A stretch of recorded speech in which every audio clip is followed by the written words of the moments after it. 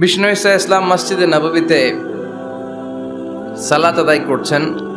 তিনি নামাজ শুরু করলেন, আল্লাহু আকবার, কেরাত পড়লেন, রুকু করলেন, রুকু থেকে উঠে পড়লেন সামি আল্লাহু লিমান হামিদা। পেছন থেকে সাহাবারা পড়ল রব্বানা ওয়ালাকাল হামদ। এক সাহাবী অতিরিক্ত বাড়িয়ে পড়ল হামদান কাসীরান তাইয়িবান মুবারাকান ফীহি। চারটা শব্দ অতিরিক্ত পড়ল। কয়টা? এই সাহাবী ছাড়া আর কেউ এই চারটা শব্দ অতিরিক্ত পড়ে নাই। নামাজ শেষে বিষ্ণু ঈসা ইসলাম বললেন, কে অতিরিক্ত চারটা তাসবিহ বানিয়ে বানিয়ে পড়েছো যেটা আমি শিখাই নাই? আমি শুধু শিখিয়েছি রব্বানা ওয়ালাকাল হামদ, ও আল্লাহ প্রশংসা আপনার জন্য, প্রেজেস ফর ইউ, আপনার জন্য প্রশংসা, ও মাই লর্ড, এতটুকু শিখিয়েছি। ওয়ালাকাল হামদ, কিন্তু এরপরে অতিরিক্ত বললা কেন? হামদান কাসীরান তাইয়িবান মুবারাকান ফি। কে পড়েছো? দাঁড়াও। কেউ দাঁড়ায় না। বিশ্বনবী অভয় দিলেন, আমি কিচ্ছু বলবো না, দাঁড়াও। বিশ্বনবী যখন অভয় দিলেন, অভয় পেয়ে এক সাহাবী হাত তুলে দাঁড়ালেন, বললেন, ইয়া রাসূলুল্লাহ, আমি পড়েছি, আমারে মাফ করে দেন। বিশ্বনবী বললেন, কেন বললা? আমি তো শিখাই নাই। পেয়েছো কোথায়? সাহাবী বলল, ইয়া রাসূলুল্লাহ, রব্বানা ওয়ালাকাল হামদ মানে O my lord, all praises to you, O Allah সব প্রশংসা আপনার। তো আল্লাহর প্রশংসা যখন আমি করতে শুরু করি, অল্প করলে আমার পোষায় না, এজন্য আমি বাড়িয়ে বাড়িয়ে করি, বেশি বেশি করি। এটা আমার নিজ থেকে আমি বানিয়েছি। আমি বানিয়ে বানিয়ে পড়েছি হামদান কাসীরান তাইয়িবান মুবারাকান ফীহি। আমাকে মাফ করে দেন। বিষ্ণু বললেন, কোনো সমস্যা নাই, ভয় পেও না, চিন্তা করো না। তোমরা তো দেখোনি, আমি দেখেছি। সালাত অবস্থায় আমি দেখতে পেয়েছি তোমার এই অতিরিক্ত চারটা যে তাসবিহ, এটার সওয়াবটা বিদউয়া সালাসুনা মালাইকা, 30 জনেরও বেশি ফেরেশতা কে কার আগে আল্লাহর আরশে এই সওয়াবটা পৌঁছে দিবে এ নিয়ে আল্লাহর আকাশের মধ্যে তারা প্রতিযোগিতা করছিল। এজন্য আল্লাহর প্রশংসার দরকার আছে না নাই? ওয়া ইন তাউদ্দু নি'মাতাল্লাহি লা তুহসুহা। আল্লাহর নেয়ামতগুলো যদি গুনতে শুরু করে দাও, গুনে শেষ করা যাবে না। এজন্য বিষ্ণু বলেছেন, try to utilise the privilege. আল্লাহর দেয়া প্রিভিলেজগুলো, চান্সগুলো, অপরচুনিটিগুলো তোমরা ব্যবহার করতে চেষ্টা করো। আল্লাহর এই রহমত বরকতগুলোকে কাজে লাগাও। ইগতানিম খামসান ক্বাবলা খামসিন, 5টা জিনিস আসার আগে গনিমত মনে করো, কাজে লাগাও, ইউটিলাইজ করো। Try to take the best out of it, এর সর্বোচ্চটা নেয়ার চেষ্টা করো। আমাদের মুসলিম উম্মার সবচেয়ে বড় সমস্যা হচ্ছে, আমাদের যে ক্যাপাসিটি আছে, আমাদের যে মেধা আছে, আমাদের যেই প্রিভিলেজগুলো আছে, এগুলোকে আমরা কাজে লাগাই না, ঠিক কি না? কিন্তু উন্নত বিশ্বে দেখবেন, যার যতটুকু যোগ্যতা আছে সেটা সে মানবতার কল্যাণে, ইসলামের কল্যাণে কাজে লাগায়। মানবতার কল্যাণে কোনো যোগ্যতা বা কোনো কাজকে কাজে লাগানো, এটা অনেক বড় ইবাদত। সুবহানাল্লাহ পড়েন। সুবহানাল্লাহ। আমরা অনেকে মনে করি শুধু সালাত পড়া, রোজা রাখা, জিকির করা, সাদাকা দেয়া, চ্যারিটি দেয়া, এটাই ইবাদত না। যে কাজ করলে আল্লাহ খুশি, যে কাজ করলে মানবতার কল্যাণ হয়, তার সবটাই ইবাদত। চিল্লায় বলেন ঠিক কিনা? একজন রাস্তা চিনে না, আপনি রাস্তায় দাঁড়িয়ে রাস্তা দেখিয়ে দিলেন, এটা ইবাদত। একজন অসুস্থ, আপনি তাকে ঋণ দিলেন, এটা ইবাদত। একজন মুমূর্ষু ব্যক্তিকে বাঁচানোর জন্য রক্তের দরকার, আপনি রক্ত দিলেন, এটাও ইবাদত। প্রাণীর প্রতি আপনি দয়া করলেন, এটা ইবাদত। এজন্য প্রিভিলেজগুলোকে কাজে লাগাতে হবে। বিষ্ণু বলেছেন, ইগতানিম খামসান ক্বাবলা খামসিন, 5টা জিনিস আসার আগে 5টা জিনিসকে কাজে লাগাও। নাম্বার 1 হচ্ছে হায়াতাকা ক্বাবলা মাউতিক, মৃত্যু আসার আগে জীবনটারে কাজে লাগাও, ঠিক কি না? কথা বলেন। আমরা কে কবে মরবো জানি? কেউ জানি?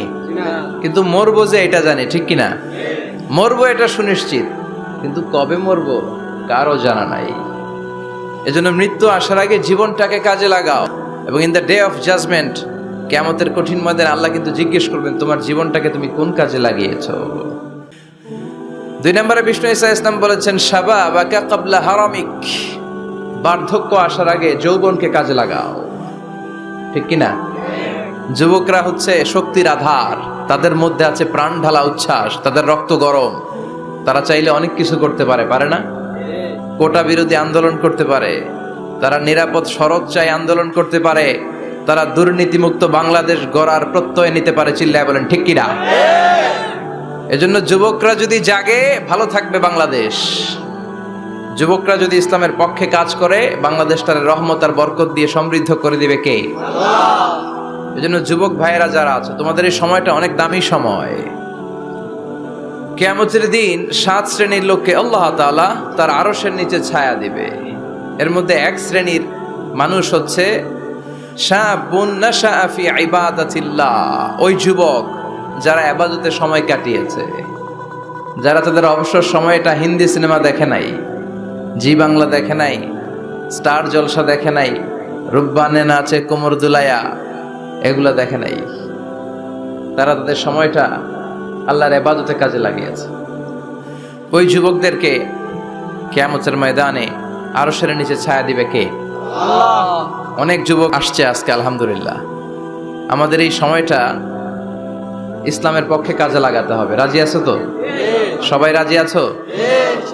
কিন্তু দুর্ভাগ্যজনক হলেও সত্য, বাংলাদেশে যুবকদের চরিত্র নষ্ট করার জন্য, তাদের এইম নষ্ট করে দেওয়ার জন্য, তাদের ক্যারিয়ারগুলো নষ্ট করে দেওয়ার জন্য যা যা দরকার তার সব কিছুর বন্দোবস্ত বাংলাদেশে আছে না নাই? তাদের নৈতিক অবক্ষয়ের জন্য সবচেয়ে ভয়ঙ্করতম জিনিস হচ্ছে মাদক। বাংলাদেশে এটা নাই? হ্যাঁ আছে। এই মাদকের সাথে মুসলমানের কোনো সম্পর্ক থাকতে পারে? সিগারেটের সাথে মুসলমানের কোনো সম্পর্ক থাকতে পারে? সিগারেটের অভ্যাস আমাদের নাই তো? হ্যাঁ, এটা কিন্তু জাহান্নামের খাবার। খেয়াল রাখবেন, সুগন্ধি, সুগন্ধি, this is the sign of paradise. সুঘ্রাণ, এটা হচ্ছে জান্নাতের আলামত। আর ধোঁয়া, এটা জাহান্নামের আলামত। কথা কন? ধোঁয়া কিসের আলামত? আগুন জ্বালাইলে কি ওঠে? ধোঁয়া ওঠে। সিগারেট খেলে কি ওঠে? পৃথিবীতে এই একটা মাত্র খাবার আছে যেটা টয়লেটে বসে খাওয়া যায়। কথা বলেন, খাওয়া যায় না? টয়লেটে বসে খায়। আর পৃথিবীতে এই একটা মাত্র খাবার, পণ্য, যেই পণ্যের উপরে লেখা থাকে সংবিধিবদ্ধ সতর্কীকরণ, স্মোকিং কজেস ক্যান্সার, ধূমপান কর্কট রোগের কারণ, মানে ক্যান্সার রোগের কারণ। তার মানে এই পণ্যটা খেলে ক্যান্সার হয়। পৃথিবীতে আর কোনো পণ্যের গায়ে এরকম লেখা থাকে না যে এটা খাইলে এই রোগ হয়। ফর এন এক্সাম্পল, বাজারে এক বিস্কুট আসছে। কি আসছে? এই বিস্কিটের গায়ে লেখা, এই বিস্কিট যদি কোনো বাচ্চা খায়, ওই বাচ্চা ডায়রিয়াতে মারা যাবে, উপরে লেখা। কিনবেন? কথা বলেন, কি বলবেন? তোর বিস্কুট তুই খা, তোর বলা মরুক। কথা বলেন। কিন্তু সিগারেট এমন একটা পণ্য যেটার গায়ে লেখা থাকে যে এটা খেলে মানুষ মরে, তারপরও মানুষ খায়। সিগারেট হয় টোবাকো প্ল্যান্টস থেকে, তামাক পাতা থেকে। কোত্থেকে? নাগাইশা আছে নাকি? তামাকের চাষ টাস কমে গেছে না? এটাতে আবার বেড়াটেরা দেয়া লাগে না, কারণ ছাগলও মুখ দেয় না। কথা বলেন। তো যেটাতে ছাগলও মুখ দেয় না, এটা কি মুমিন বান্দা মুখ দিতে পারে? জোরে বলেন। এই ধোয়ার কারণে আপনার লাংস শেষ হয়ে যাবে। লাং যেটা দিয়েছে আল্লাহ, ফুসফুস, এটা শেষ। এটার ভেতরে একটা পয়জন আছে, নিকোটিন। কি বলে? এই নিকোটিন আপনাকে শেষ করে দিবে। প্রতি বছর গোটা বিশ্বে এই নিকোটিনের কারণে হাজার হাজার মানুষ মরে যারা স্মোকিং করে। এজন্য স্মোকিং এর সাথে আমাদের কোনো সম্পর্ক থাকতে পারে না।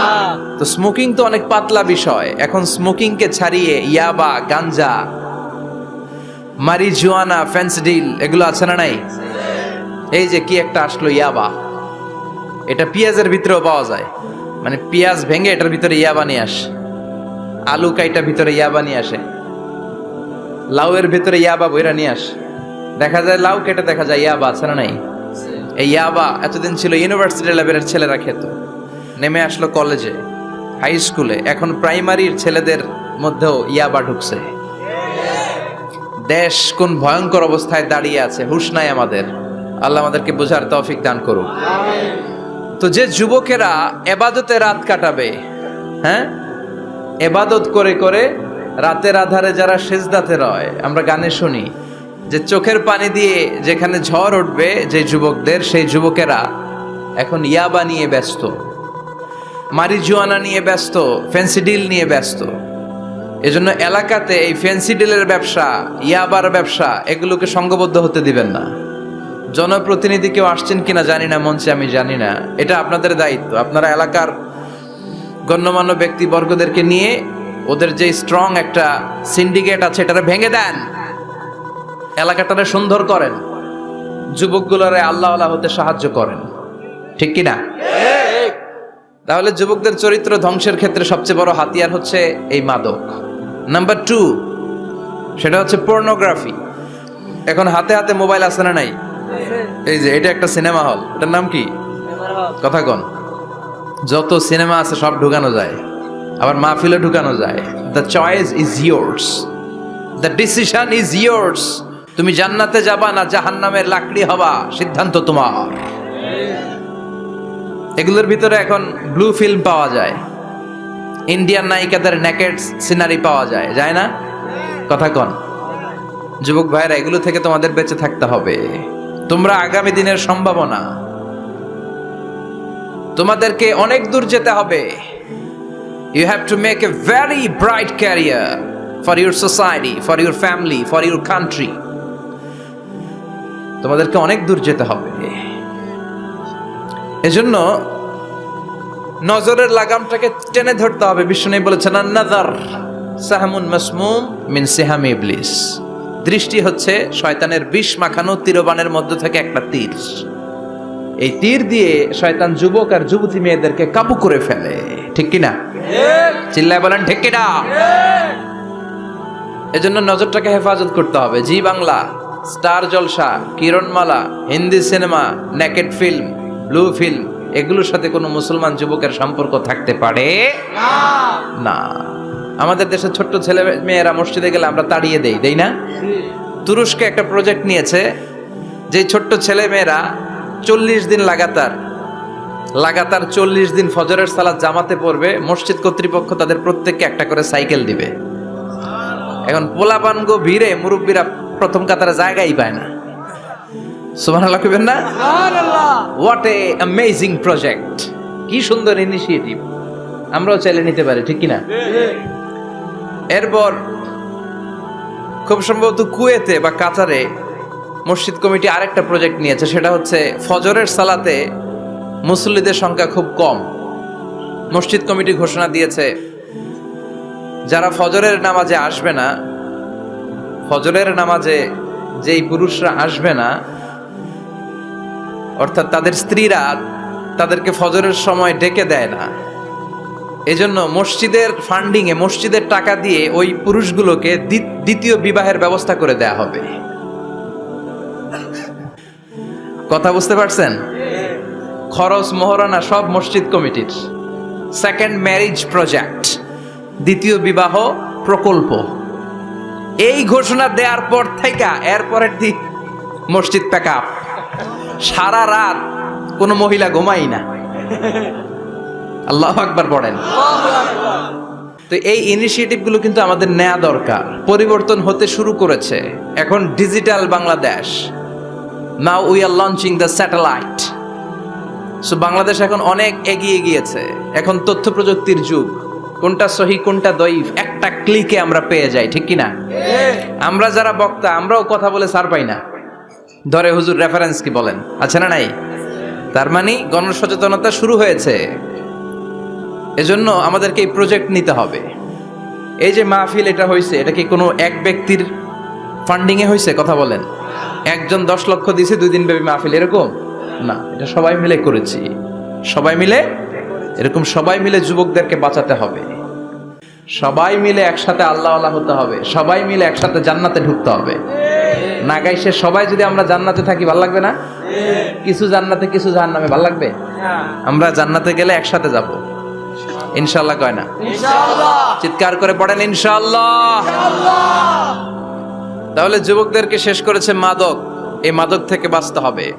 যুবকদেরকে শেষ করেছে পর্নোগ্রাফি থেকে বাঁচতে হবে। যুবকদেরকে শেষ করে দিয়েছে নোংরা ছাত্র রাজনীতি, আছে না নাই? টেন্ডারবাজি, চাঁদাবাজি, রাজনৈতিক দলগুলো এই যুবকদেরকে দিয়ে এই কাজগুলো করায়। ওনারা কিন্তু মাঠে নামে না। চিল্লায় বলেন। এই যে নির্বাচন পূর্ব সহিংসতা, এখানে গাড়ি ভাঙচুর, ওইখানে জ্বালাও পোড়াও, এখানে আগুন দাও, ওইখানে সন্ত্রাসবাদ, এগুলো সব যুবকদেরকে দিয়ে করানো হয়। এজন্য নোংরা রাজনীতির এই প্যানেলকে ভেঙে দেন আপনারা, সুন্দর রাজনীতির প্রচলন শুরু করেন। বরকত দিবে কে? আপনাদের একটা শক্ত সিদ্ধান্তই পারে বাংলাদেশকে সোনার মদিনার রাষ্ট্রে পরিণত করতে। চিল্লায় বলেন ঠিক কি না? তাহলে যুবকদের সবচেয়ে বড় সমস্যা কি? মাদক, তারপর পর্নোগ্রাফি, 3 নম্বরে নোংরা ছাত্র রাজনীতি, 4 নম্বরে লেট ম্যারেজ। আছে না নাই? কয় তুই নিজের পায়ে দাঁড়া। এতদিন কার পায়ে দাঁড়াইছে? কয় তুই নিজের পায়ে দাঁড়া আগে, তারপরে বিয়ে করবি। নো, টাইমলি ম্যারেজ ক্যাম্পেইন করতে হবে। যুবক হওয়ার সাথে সাথে সোসাইটির অর্থায়নে ওকে বিয়ের ব্যবস্থা করে দিতে হবে। বিষ্ণু ইসলাম বিয়েকে অনেক সহজ করেছেন, অনেক সহজ করেছেন। এক সাহাবী বলল, ইয়া রাসূলুল্লাহ বিয়ে করব। বিষ্ণু বললেন, হাল্লাকা সাদাক ইয়ানি মাহর, ডু ইউ হ্যাভ দ্য ডোরি? তোমার কি মোহর আছে? কারণ বিয়ে করলে তো মোহর দেয়া লাগবে। সাহাবী বলে, মোহর টোহর কিছু নাই। কি আছে? কয় আমার সে গরিব এই তল্লাটা কেউ নাই। বিষ্ণু বললেন, ও সাহাবী, কোরআনের কোন সূরা আছে কিনা তোমার কাছে? সাহাবী বলল, নবী কোরআনের অল্প কয়েকটা সূরা আমার মুখস্থ জানা আছে। এক যুবতী মেয়ে বলল, নবী আমি বিয়ে করব। বিষ্ণু বললেন, কোরআন জানো নাকি? যুবতী বলে, না কোরআন আমি জানি না। বিষ্ণু বললেন, আমার কাছে ভালো একখানা পাত্র আছে, বিয়ে পড়িয়ে দিলাম। আর মেয়েটাকে বলল, মা তোমার স্বামীর কোনো টাকা নাই, পয়সা নাই, মোহরানা দেওয়ার মতো কিচ্ছু নাই, তুমি কোরআন জানো না, কিন্তু তোমার স্বামীর সিনার ভিতরে কোরআন আছে। তোমার কোরআন জানা নাই, প্রতি রাতে তোমার স্বামী তোমাকে কোরআন শিখায়া দিবে, সূরাগুলো মুখস্থ করায়া দিবে। তোমাকে যে তোমার স্বামী কোরআন শিখায়া দিবে, এটাই হলো রে মা তোর বিয়ের মোহর। স্বামী তোমার টিচার, সে তোমাকে কোরআন শিখায় দিবে, এটা তোমার বিয়ের মোহর। সহজ হয়ে গেল না? কথা বলেন। সবচেয়ে বরকতময় বিয়ে ওই বিয়ে যেই বিয়েতে খরচ কম। শুনতেছেন? হ্যাঁ, আমলের নিয়তে শুনেন। চেঞ্জ লাগবে, পরিবর্তন আনতে হবে আমাদের। ওই বিয়েটা সবচেয়ে বরকতের বিয়ে যেই বিয়েতে মোহরানা কম, যেই বিয়েতে খরচ কম, যেই বিয়ের ভেতরে ধুমধাম কম। ওই বিয়েটারে বরকত দিয়ে পরিপূর্ণ করে দেয় কে? ফাতিমা রাদিয়াল্লাহু তাআলা আনহার সাথে সাইয়েদনা আলীর বিয়ে হলো।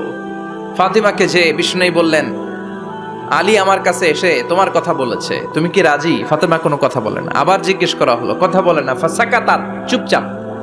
3 বার বিশ্বনবী জিজ্ঞেস করলেন, 3 বারই চুপচাপ। আসুকুতু নিসফুর রিদা, মেয়েদের চুপ থাকা সম্মতির অর্ধেক। জোরে কোন ঠিক কিনা? কি লজ্জাবতী নারী, কিছু বলেই না। তার মানে বাবা যেটা ডিসাইড করবে ওইটাই।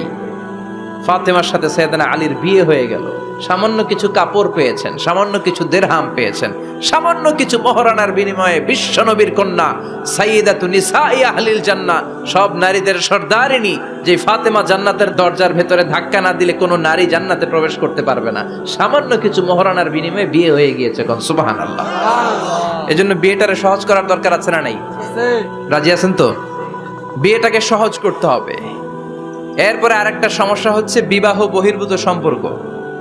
এটাও যুবকদের মধ্যে এখন মহামারী আকার ধারণ করেছে। এখন গার্লফ্রেন্ড বয়ফ্রেন্ড আছে না নাই? সংক্ষেপে এগুলোর কি কয়? জিএফ, জিএফ আর বিএফ। নাগাইশে তো এগুলো ঢুকে নাই মনে এখনো। হ্যাঁ আছে, আছে। পিডায় আজকে সোজা করে দিয়ে দাও। গার্লফ্রেন্ড আছে কার কার দেখি? হ্যাঁ, ওই যে একটা হাত তুলছে, ওরে নোবেল প্রাইজ দেওয়া দরকার। যুবক ভাইয়েরা, এগুলো থেকে বেঁচে থাকতে হবে। তোমাদের এই উচ্ছ্বাস, তোমাদের এই শক্তি ইসলামের পক্ষে কাজে লাগাতে হবে। তাহলেই ওয়াশাবুন নাশা ফি ইবাদাতিল্লাহ, যেই 7 শ্রেণীর যুবক কিয়ামতের দিন আল্লাহর আরশের নিচে ছায়া পাবে, ওই যুবকদের অন্তর্ভুক্ত হওয়া যাবে। চিল্লায় বলেন ঠিক কিনা? আল্লাহ আমাদের যুবক ভাইদেরকে তুমি হেফাজত করো। তাহলে মৃত্যু আসার আগে বিশ্বনবী বললেন, জীবন কাজে লাগাও। বার্ধক্য আসার আগে যৌবনকে কাজে লাগাও। অসুস্থ হওয়ার আগে সুস্থতাকে কাজে লাগাও। সুবহানাল্লাহ পড়ে। এরপরে বিশ্বনবী বললেন, দারিদ্রতার কষাঘাত আসার আগে ধনাঢ্যতাকে কাজে লাগাও। 5 নম্বরে সব শেষে বিশ্বনবী বললেন, ব্যস্ত হয়ে যাওয়ার আগে অবসরকে কাজে লাগাও। এগুলোকে কাজে লাগাতে রাজি আছেন? সবাই রাজি আছেন তো? রাজি আছেন সবাই? আল্লাহ তুমি তৌফিক দাও, চিল্লায় পড়েন আমিন। আর জোরে পড়েন আমিন। 2 দিন ব্যাপী তাফসীরুল কোরআনের মাহফিল, আজকে প্রথম দিন। অনেকে কথা বলেছেন আজকে, কারি আব্দুল কাইয়ুম মিয়া যে চমৎকার কথা বলছিলেন, আল্লামা কবির আহমদ কথা বলেছেন। কালকে সকালে আবার মহিলা সমাবেশও আছে। নারীদেরকে কোরআনের কথা বেশি বেশি শোনানো দরকার, কেননা বিষ্ণু বলেছেন আর দুনিয়া কুল্লুহা মাতা ওয়া খায়রু মাতা'আদ দুনিয়া আল মারআতু সালিহা। পৃথিবীতে যা দেখা যায় সব সম্পদ, সব কি কথা বলেন, সব হচ্ছে অ্যাসেট, সব সম্পদ। আর এই সব সম্পদের মধ্যে সবচেয়ে দামি সম্পদ হচ্ছে সতী সাধী নারী। সুবহানাল্লাহ বাড়িতে গিয়া। এই জন্য নারীদেরকে ইসলাম শিখাতে হবে, কোরআন শিখাতে হবে। আল্লাহ তুমি তৌফিক দাও। উত্তর নাগাইশ জামে মসজিদ সংলগ্ন আজকের এই প্রোগ্রাম, যারা এই প্রোগ্রামের অ্যারেঞ্জ করেছেন তাদেরকে আমি আন্তরিক শুভেচ্ছা এবং মোবারকবাদ জানাই। আয়োজনে হচ্ছে হিলফুল ফুজুল ইসলামী যুব সংগঠন। মাশাআল্লাহ, হিলফুল ফুজুল আছে এখানে না? যেখানেই হিলফুল ফুজুল ওইখানেই বরকত, বেশি না কম? আল্লাহ তোমাদেরকে কবুল করুক। এই যুবকদেরকে আল্লাহ সাইয়েদনা হামজার মতো, ওমরে ফারুকের মতো কবুল করে নিক। আমরা আরো জোরে পড়ে আমিন। আসুন আমরা ফরমালি আল্লাহকে থ্যাঙ্কস জানাই যে আল্লাহ তাআলা এত চমৎকার পরিবেশে আমাদেরকে শীতকালে এই প্রোগ্রামগুলোতে আসার বসার তৌফিক এনায়েত করেছেন। আসুন হৃদয় নিংড়ানো মনের সবটুকুন ভালোবাসাকে উজাড় করে দিয়ে, সিংহ শার্দুলের মতো গর্জন করে, আকাশ বাতাস প্রকম্পিত করে, মন প্রাণ বুক মুখ একসাথে করে, দেহের সবটুকুন শক্তি গলার মাঝ বরাবর এনে চিৎকার করে আমরা পড়বো কালিমাতুশ শুকর আলহামদুলিল্লাহ। সবাই পড়েন রব্বানা লাকাল হামদ, ربنا لك الحمد হামদান কাসীরান حمدا كثيرا তাইয়িবান طيبا মুবারাকান ফীহি مباركا فيه ইয়া রাব্বি يا ربي লাকাল হামদু لك الحمد কামা ইয়ানবাগি كما ينبغي লিজালালি ওয়াজহিকা لجلال وجهك ওয়া আযীমি সুলতানিকা। وخير سلطان লাকাল হামদু বিল ঈমান, لك الحمد লাকাল হামদু বিল ইসলাম, لك الحمد بالإسلام লাকাল হামদু বিল কোরআন। لك الحمد بالقرآن প্রশংসা করলাম কার? الله সব সময় প্রশংসা করবেন কার? الله খাওয়ার সময়, الله ঘুমানোর সময়, الله সিনেমা দেখার সময়। সিনেমা দেখা যাবে? نعم একটু আগে ওয়াদা হয়েছে না? এগুলোর সাথে আমাদের কোনো সম্পর্ক। نعم আল্লাহ তুমি হেফাজত করো। آمين আরো জোরে পড়েন আমিন। آمين সম্মানিত ভাইরা, আমি আপনাদের খেদমতে ছোট্ট একটা সূরা তেলাওয়াত করেছি, যে সূরাটা আমাদের অনেকেরই মুখস্থ আছে না নাই? এই সূরাটা আমাদের সবার মুখস্থ। 30তম পারার ছোট্ট একটি সূরা। সূরাটির নাম সূরাতুল ইখলাস। সূরাটির নাম কি? সূরাতুল ইখলাস মুখস্থ নাই এমন কি কেউ আছেন? জোরে বলেন, কথা বলেন। সবার মুখস্থ আছে না? ছোটবেলা আমরা যখন মসজিদে যেতাম, তখন ইমাম সাহেবের কণ্ঠে শুনতে শুনতে কিছু সূরা আমাদের এমনি মুখস্থ হয়ে যেত। সূরাতুদ দোহা, সূরাতুত তিন, সূরাতুল ফিল, সূরাতুল ইখলাস। এগুলো দিনক্ষণ ঠিক করে মুখস্থ করা লাগে না, এগুলো শুনতে শুনতে কবে যে মুখস্থ হয়ে গেছে আমরা নিজেরাও জানি না। সুবহানাল্লাহ পড়বেন না? সূরাতুল ইখলাস হচ্ছে ঠিক তেমন একটি সূরা, যে সূরাটি আমাদের প্রত্যেকের কলিজার ভেতরে আছে না নাই? আছে এটি অনেক দামি একটি সূরা।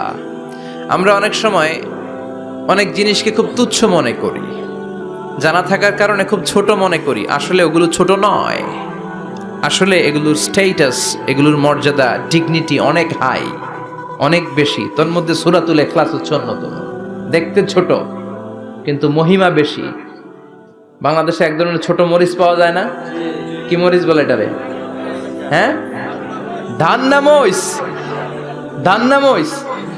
তো এটা ছোট কিন্তু ঝাল আছে না নাই? ঝাল কিন্তু ছোট না, ঝাল অনেক বড়। তো এই সূরাটাও এই ধান্না মরিচের মতো। ধান্না মরিচ যেমনি ছোট, এই সূরাটাও দেখতে ছোট কিন্তু এটার ঝাল বেশি, এটার বরকত বেশি, এটার মার্সি এন্ড ব্লেসিংস বেশি, এটার স্ট্যাটাস অনেক হাই। তো আজকের এই চমৎকার রজনীতে আমরা এই ছোট্ট সূরাটি থেকে কি শিক্ষা আল্লাহ তাআলা আমাদের জন্য রেখেছেন সেটা আমরা জানবার চেষ্টা করব। আওয়াজ তুলে সবাই পড়েন ইনশাআল্লাহ। আমি সবসময় বলে থাকি যে আমি যখন আলোচনা করি আমি মনে করি যে আমি ক্লাস নিচ্ছি, তার মানে সবাই ছাত্র, আর যিনি কথা বলেন তিনি শিক্ষক। আর ছাত্রদেরকে কিছু জিজ্ঞেস করলে আওয়াজ করে উত্তর দিতে হয়, ঠিক কিনা? এজন্য শেষ পর্যন্ত উত্তর দিবেন তো? ইনশাআল্লাহ। এবং কি কি শিখলেন আমি চাইবো যে আপনারা রিপিট করেন, রিপিট করে আমাকে শোনান যে আমরা এগুলো এগুলো শিখলাম, ঠিক কি না? ইনশাআল্লাহ। এই সূরাতুল ইখলাস, এই সূরাটি মাক্কি সূরা। কি সূরা? মাক্কি সূরা। সবাই বলেন। মাক্কি সূরা। মাক্কি সূরা। হিজরতের আগে যে সূরাগুলো নাজিল হয় এগুলোকে আমরা বলি মাক্কি। হিজরতের পরে যে সূরাগুলো নাজিল হয়েছে এগুলোকে আমরা বলি মাদানী। তার মানে এই সূরাটা নাজিল হয়েছে হিজরতের আগে না পরে? আগে। হিজরতের আগে নাজিল হয়েছে এই সূরাটি। এই সূরার আয়াত সংখ্যা মাত্র 4টি। কয়টি? 4টি। চিল্লায় বলেন কয়টি? 4টি। এই সূরাটি কোরআনের 112তম সূরা। ধারাক্রম অনুসারে 112 নম্বর সূরা। এই সূরায় শব্দ আছে 15টি, অক্ষর আছে 47টি। শব্দ কয়টা? অক্ষর কয়টা? আবার বলেন, শব্দ, অক্ষর। অনেক মহিমান্বিত একটি সূরা, অনেক বরকতের একটি সূরা। মা বোনদের যাদের কানে আমার মাইকের আওয়াজ যাচ্ছে আপনারাও খেয়াল করে শুনেন। এই সূরাটির তাফসীর অত্যন্ত জরুরি তাফসীর। এই সূরাটির নাম হচ্ছে সূরাতুল ইখলাস। কিন্তু শুধু সূরাতুল ইখলাসই এই সূরার নাম নয়, এই সূরার আরো চমৎকার কিছু সুন্দর সুন্দর নাম আছে। এই সূরার একটা নাম হচ্ছে সূরাতুত তাওহীদ। কি নাম? চিল্লায় বলেন, কি নাম? তাওহীদেরই মুর্শিদ আমার মুহাম্মাদের নাম বলো, মুহাম্মাদের নাম। আল্লাহর নাম জপলে বুঝতে পারি আল্লাহরই কালাম বলো, মুহাম্মাদের নাম। পড়েন সবাই। তাওহীদেরই মুর্শিদ আমার মুহাম্মাদের নাম বলো, মুহাম্মাদের নাম। আল্লাহর নাম জপলে বুঝতে পারি আল্লাহরই কালাম বলো, মুহাম্মাদের নাম। আল্লাহু আকবার। তার মানে এই সূরার একটা নাম হচ্ছে তাওহীদ। তাওহীদ মানে একত্ববাদ, ওয়াননেস অফ দ্য ক্রিয়েটর। স্রষ্টা যে একজন, এই ব্যাপারে আমাদের কোনো সন্দেহ আছে? কথা বলেন। আমাদের রব কয়জন? স্রষ্টা কয়জন? এজন্য সূরার নাম হচ্ছে সূরাতুত তাওহীদ। একত্ববাদের ধারণা, আল্লাহ যে একজন, এই কথাটা এই সূরার ভেতরে চমৎকার ভাবে বর্ণনা করেছে কে? আর তাওহীদের বিপরীত হলো শিরক। শিরক হলো ভয়ঙ্করতম একটা রোগের নাম। ক্যান্সারের অ্যান্সার হয়, শিরকের কোনো অ্যান্সার হয় না। জোরে বলেন ঠিক কি না? এজন্য আমরা যত ইবাদত করার জন্য নিয়ত করি, আল্লাহ প্রথমে বলেন শিরক করো কিনা আগে সেটা বলো। প্রথমে তুমি শিরক থেকে নিজেকে মুক্ত করার ঘোষণা দিয়ে দাও, তারপরে ইবাদত শুরু করো। ইবাদতটা তখন কবুল করে নিবে কে? এজন্য আমরা যখন নামাজে দাঁড়াই আল্লাহ বলে শিরক করো নাকি? আমরা বলি ওয়াজ্জাহাতু ওয়াজহিয়া লিল্লাযী ফাতারাস সামাওয়াতি ওয়াল আরদা হানিফান ওয়া মা আনা মিনাল মুশরিকিন। ওমা আনা মিনাল মুশরিকিন। আল্লাহ, আমি শিরক করি না, শিরকের সাথে আমাদের কোনো সম্পর্ক। আবার যখন ইজার আর রিদা পরে জিল হজ মাসে হজের জন্য আরাফাতের ময়দানে আমরা চলে যাই, আল্লাহ বলেন হজের ঘোষণা পরে দাও, আগে ঘোষণা দাও শিরক করো নাকি। আমরা তখন ঘোষণা দেই লাব্বাইক আল্লাহুম্মা লাব্বাইক। পারেন না?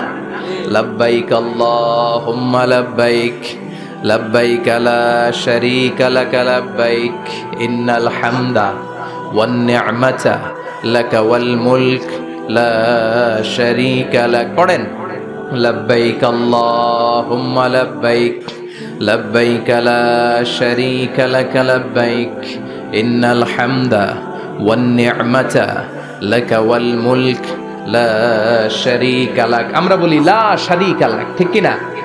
আমরা যখন হজের জন্য দাঁড়াই আল্লাহ বলে হজ পরে করো, আগে বলো শিরক করো নাকি, শিরকের সাথে সম্পর্ক আছে নাকি। আমরা বলি লা শারীকা লাক, আপনার সাথে কোনো ধরনের শরীক আমরা করি না। তার মানে শিরক হচ্ছে ভয়ঙ্কর অপরাধ। সব গুনাহ আল্লাহ মাফ করে দেয়, সব গুনাহ আল্লাহ ক্ষমা করে দেয়, একটা গুনাহ ছাড়া, সেটা হলো শিরকের গুনাহ। সেটা কিসের গুনাহ? কথা বলেন। এজন্য চাইতে হবে একজনের কাছে, তিনি কে? মাফ করতে পারে একজন, তিনি কে? মনের বাসনা পূরণ করতে পারে একজন, তিনি কে? বিপদ থেকে রক্ষা করতে পারে একজন, তিনি কে? নির্বাচনে বিজয় দিতে পারে একজন, তিনি কে? এজন্য চাইতে হবে কার কাছে? এটার নাম হচ্ছে তাওহীদ। এটার নাম কি? তাওহীদ। তার বিপরীত হচ্ছে শিরক। বিষ্ণু বলেন আখফা মিন দাবিবিন নামাল, পিঁপড়ার গুটি গুটি পায়ের চেয়েও সূক্ষ্ম হচ্ছে শিরক। পিঁপড়া যেমনি মিষ্টির দোকানের ভেতরে, মিষ্টির বক্সের ভেতরে গুটি গুটি পায়ে ঢুকে যায় আর মিষ্টিগুলোকে নষ্ট করে দেয়, ঠিক তেমনি শিরক গুটি গুটি পায়ে ভাইরাসের মতো মানুষের দেহের ভেতরে ঢুকে তার ঈমান আমল সবকিছুকে বরবাদ করে দেয়। চিল্লায় বলেন ঠিক কি না?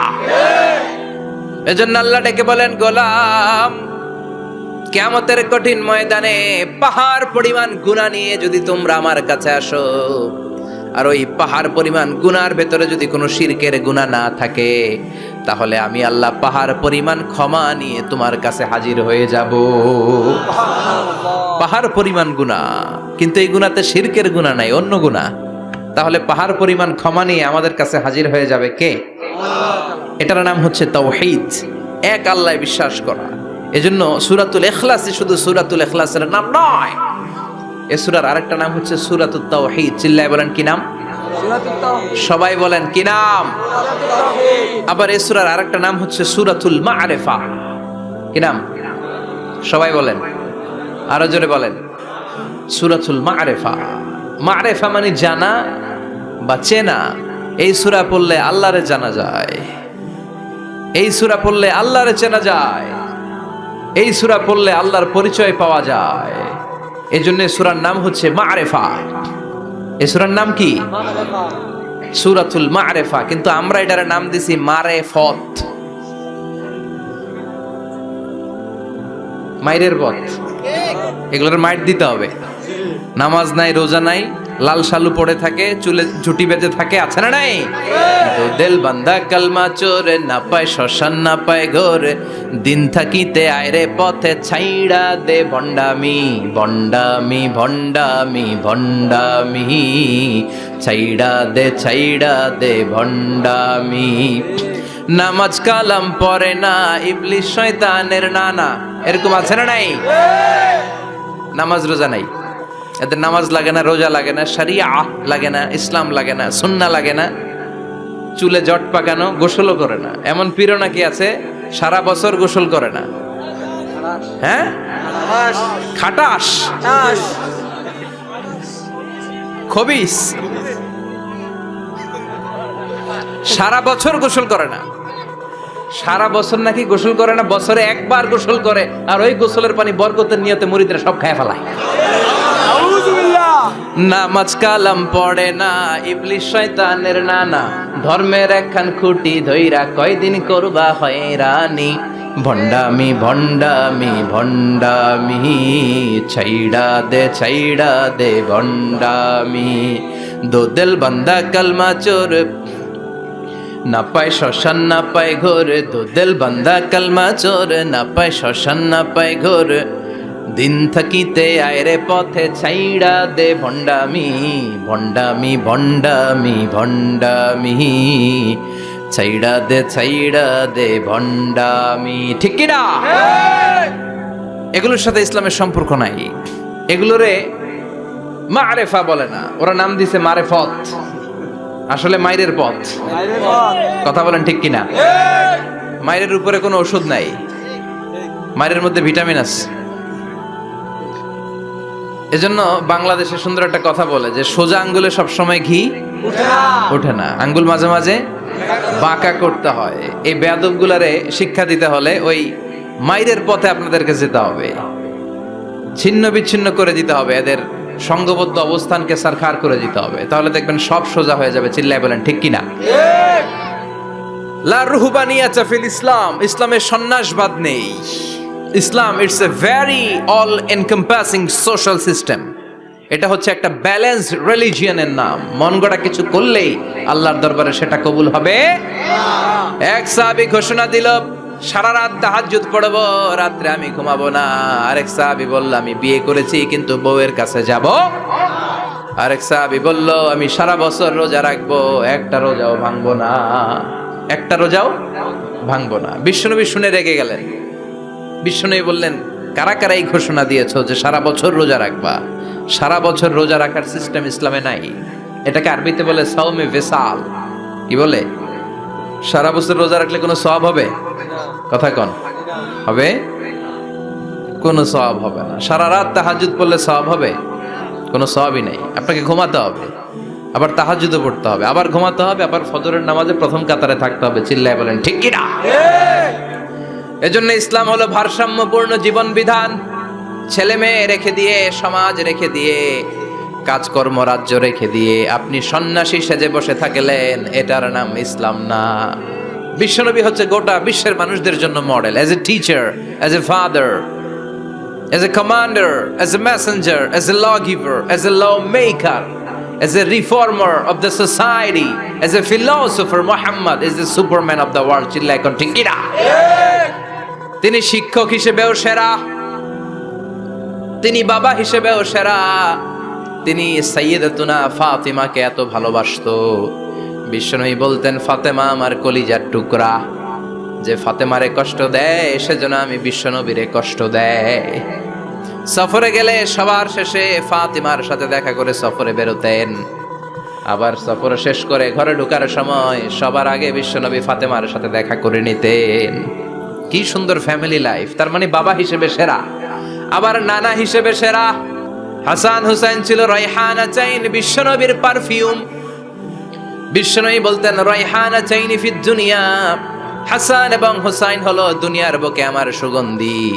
হাসান হুসাইনের দেহের মধ্যে এমন কোনো জায়গা নাই যেই জায়গায় বিশ্বনবীর দুইটা ঠোঁট লাগে নাই। হাসান হুসাইনের দেহের প্রতিটা জায়গায় বিশ্বনবী চুমু দিয়েছেন। হাসান কোলে উঠলে হুসাইন উঠতে চাইতো, হুসাইন উঠতে চাইলে হাসান উঠতে চাইতো। বিশ্বনবীকে ঘোড়া বানিয়ে হাসান কাঁধে উঠতো, আবার হাসানকে নামিয়ে দিয়ে হুসাইন কাঁধে উঠতো। তার মানে নানা হিসেবে সেরা। জোরে বলেন ঠিক কিনা? নবী হিসেবে সেরা। বিশ্বনবীর সাথে গোটা বিশ্বের কোন নবীর কোনো তুলনা চলে নাকি? কোনো তুলনা চলে না। সব দিক দিয়ে তিনি সেরা, সবার জন্য আদর্শ। এই জন্য ইসলাম হচ্ছে it's a very balanced religion, ভারসাম্যপূর্ণ জীবন বিধান। আপনার যা মন চাইবে মারেফতের নামে আপনি চাইলেই করতে পারবেন। বিশ্বনবীর শেখানো সুন্নাহ পথে চললে অল্প করলে এটাতে বরকত দিবে কে? অল্পতেও সওয়াব দিবে কে? এজন্য সূরার একটা নাম হলো সূরাতুল মা'রিফা। মা'রিফা মানে জানা বা চিনা। এই সূরা পড়লে আল্লাহরে জানা যায়, এই সূরা পড়লে আল্লাহকে চেনা যায়। চিল্লায় বলেন ঠিক কিনা? তার মানে দুইটা নাম জানলাম, একটা হচ্ছে সূরাতুত তাওহীদ। চিল্লায় বলেন কি নাম? সূরাতুত তাওহীদ। চিল্লায় কইছেন? চিল্লায় বলেন কি নাম? সূরাতুত তাওহীদ। দুই নম্বরে হলো সূরাতুল মা'রিফা। কি নাম? সূরাতুল মা'রিফা। তিন নম্বর হলো সূরাতুস সমাদ। সূরাতুল ইখলাসের আরেক নাম সূরাতুস সমাদ। কারণ সমাদ শব্দটা এই সূরার ভেতরে আছে না নাই? কুল হুয়াল্লাহু আহাদ আল্লাহুস সামাদ লাম ইয়ালিদ ওয়া লাম ইউলাদ ওয়া লাম ইয়াকুল লাহু কুফুয়ান আহাদ। তার মানে সমাদ কার নাম? চিল্লায় বলেন। আল্লাহর নাম। সমাদ হচ্ছে আল্লাহর নাম। সমাদের বিপরীত হচ্ছে সনাম। সমাদ শব্দের বিপরীত কি? সনাম মানে মূর্তি। সনাম মানে কি? স্ট্যাচু। সনাম মানে মূর্তি। বিশ্বনবীর জামানায় এক লোক মূর্তির ইবাদত করত, মূর্তিটারে সব সময় আদর করত, মূর্তিটারে সব সময় ভালোবাসতো, সোহাগ করত, মূর্তির কাছে চাইতো। রাত্রিবেলা উঠে মূর্তির কাছে কেঁদে কেঁদে মনের দুঃখ বলতো আর জিকির করতো সনাম সনাম সনাম। আর সনামের বিপরীত কি? সমাদ। একদিন তার প্রিয় মূর্তিটাকে রেখে, তার কল্পিত খোদাটাকে রেখে সে বাজারে গেল। বাজার থেকে এসে দেখে তার মূর্তি গোসল করে দাঁড়ায় আছে, উপরে পানি, গোসল করা পানি। He thought it is the water of mercy and barakah. সে ভাবলো যেহেতু আমার খোদার গায়ের পানি, এটা রহমতের পানি হবে। কথা বলেন, খোদায় যদি গোসল করে খারাপ পানি দিয়ে করবে নাকি? কথা কয় না। এটা অনেক দামি পানি হবে, এটা নিশ্চয়ই বরকতের পানি হবে। He thought it is the water of mercy and blessings and water of rahmah. সে ভাবলো এটা রহমতের পানি। এই পানিকে তো এমনি মিস করা যায় না। যত রোগ আছে সব রোগের নিয়তে এখনই খাওয়া শুরু করে দেই। জিহ্বা দিয়ে চাটতে শুরু করেছে। Started to suck it, the water of বারাকা। When he started to suck it, he found the taste is little bit weird. The taste is bitter. স্বাদটা একটু কটা কটা লাগে, লোনা লোনা লাগে, টক টক লাগে। বাট সে মনে মনে ভাবে এটা তো রহমতের পানি, ইট শুড বি সুইটার, এটা তো মিষ্টি হওয়ার কথা। কি হওয়ার কথা? It should be sweeter, but it is bitter. স্বাদটা কেমন টক টক, কটা কটা, লোনা লোনা, লবণ লবণ লাগে। ঘটনা কি? রহমতের পানি, খোদার গায়ের পানি, এটা কটা হবে কেন? খুঁজতে লাগলো কোনো কিছু ঘটছে কিনা। আশেপাশে তাকায় দেখে হাদিসে এসেছে সালাবান। সালাব মানে কি কে জানে? কুত্তা না, খ্যাকশিয়াল। আসলে কি?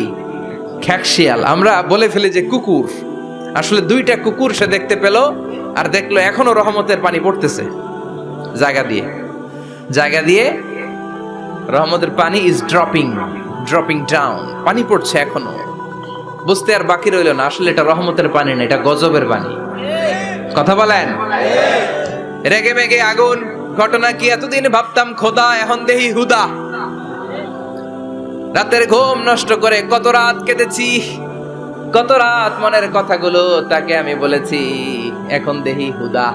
আগে ভাবতাম খোদা, আসলে তো এইটা আমার কিচ্ছু করতে পারবে না, এটার এখন সাইজ করার সময় আসছে। কথা কন। মূর্তিটাকে নিয়ে জমিনের মধ্যে আছড়াতে শুরু করলো, ভাঙতে ভাঙতে হাত আলাদা করলো, খোদার হাত পা সব আলাদা করে ফেলছে। খোদারে মাইরা সাইজ করে তুরজা করে ফেলাইছে। হাত পা, খোদার হাত পা নিয়ে বিশ্বনবীর কাছে চলে গিয়েছে, যে বলে আব্দুল্লাহর বেটা মোহাম্মদ, বড্ড ভুলের ভেতরে আমি ছিলাম। এই কল্পিত খোদা, এই মূর্তি আমারে কিছু করতে পারবে না।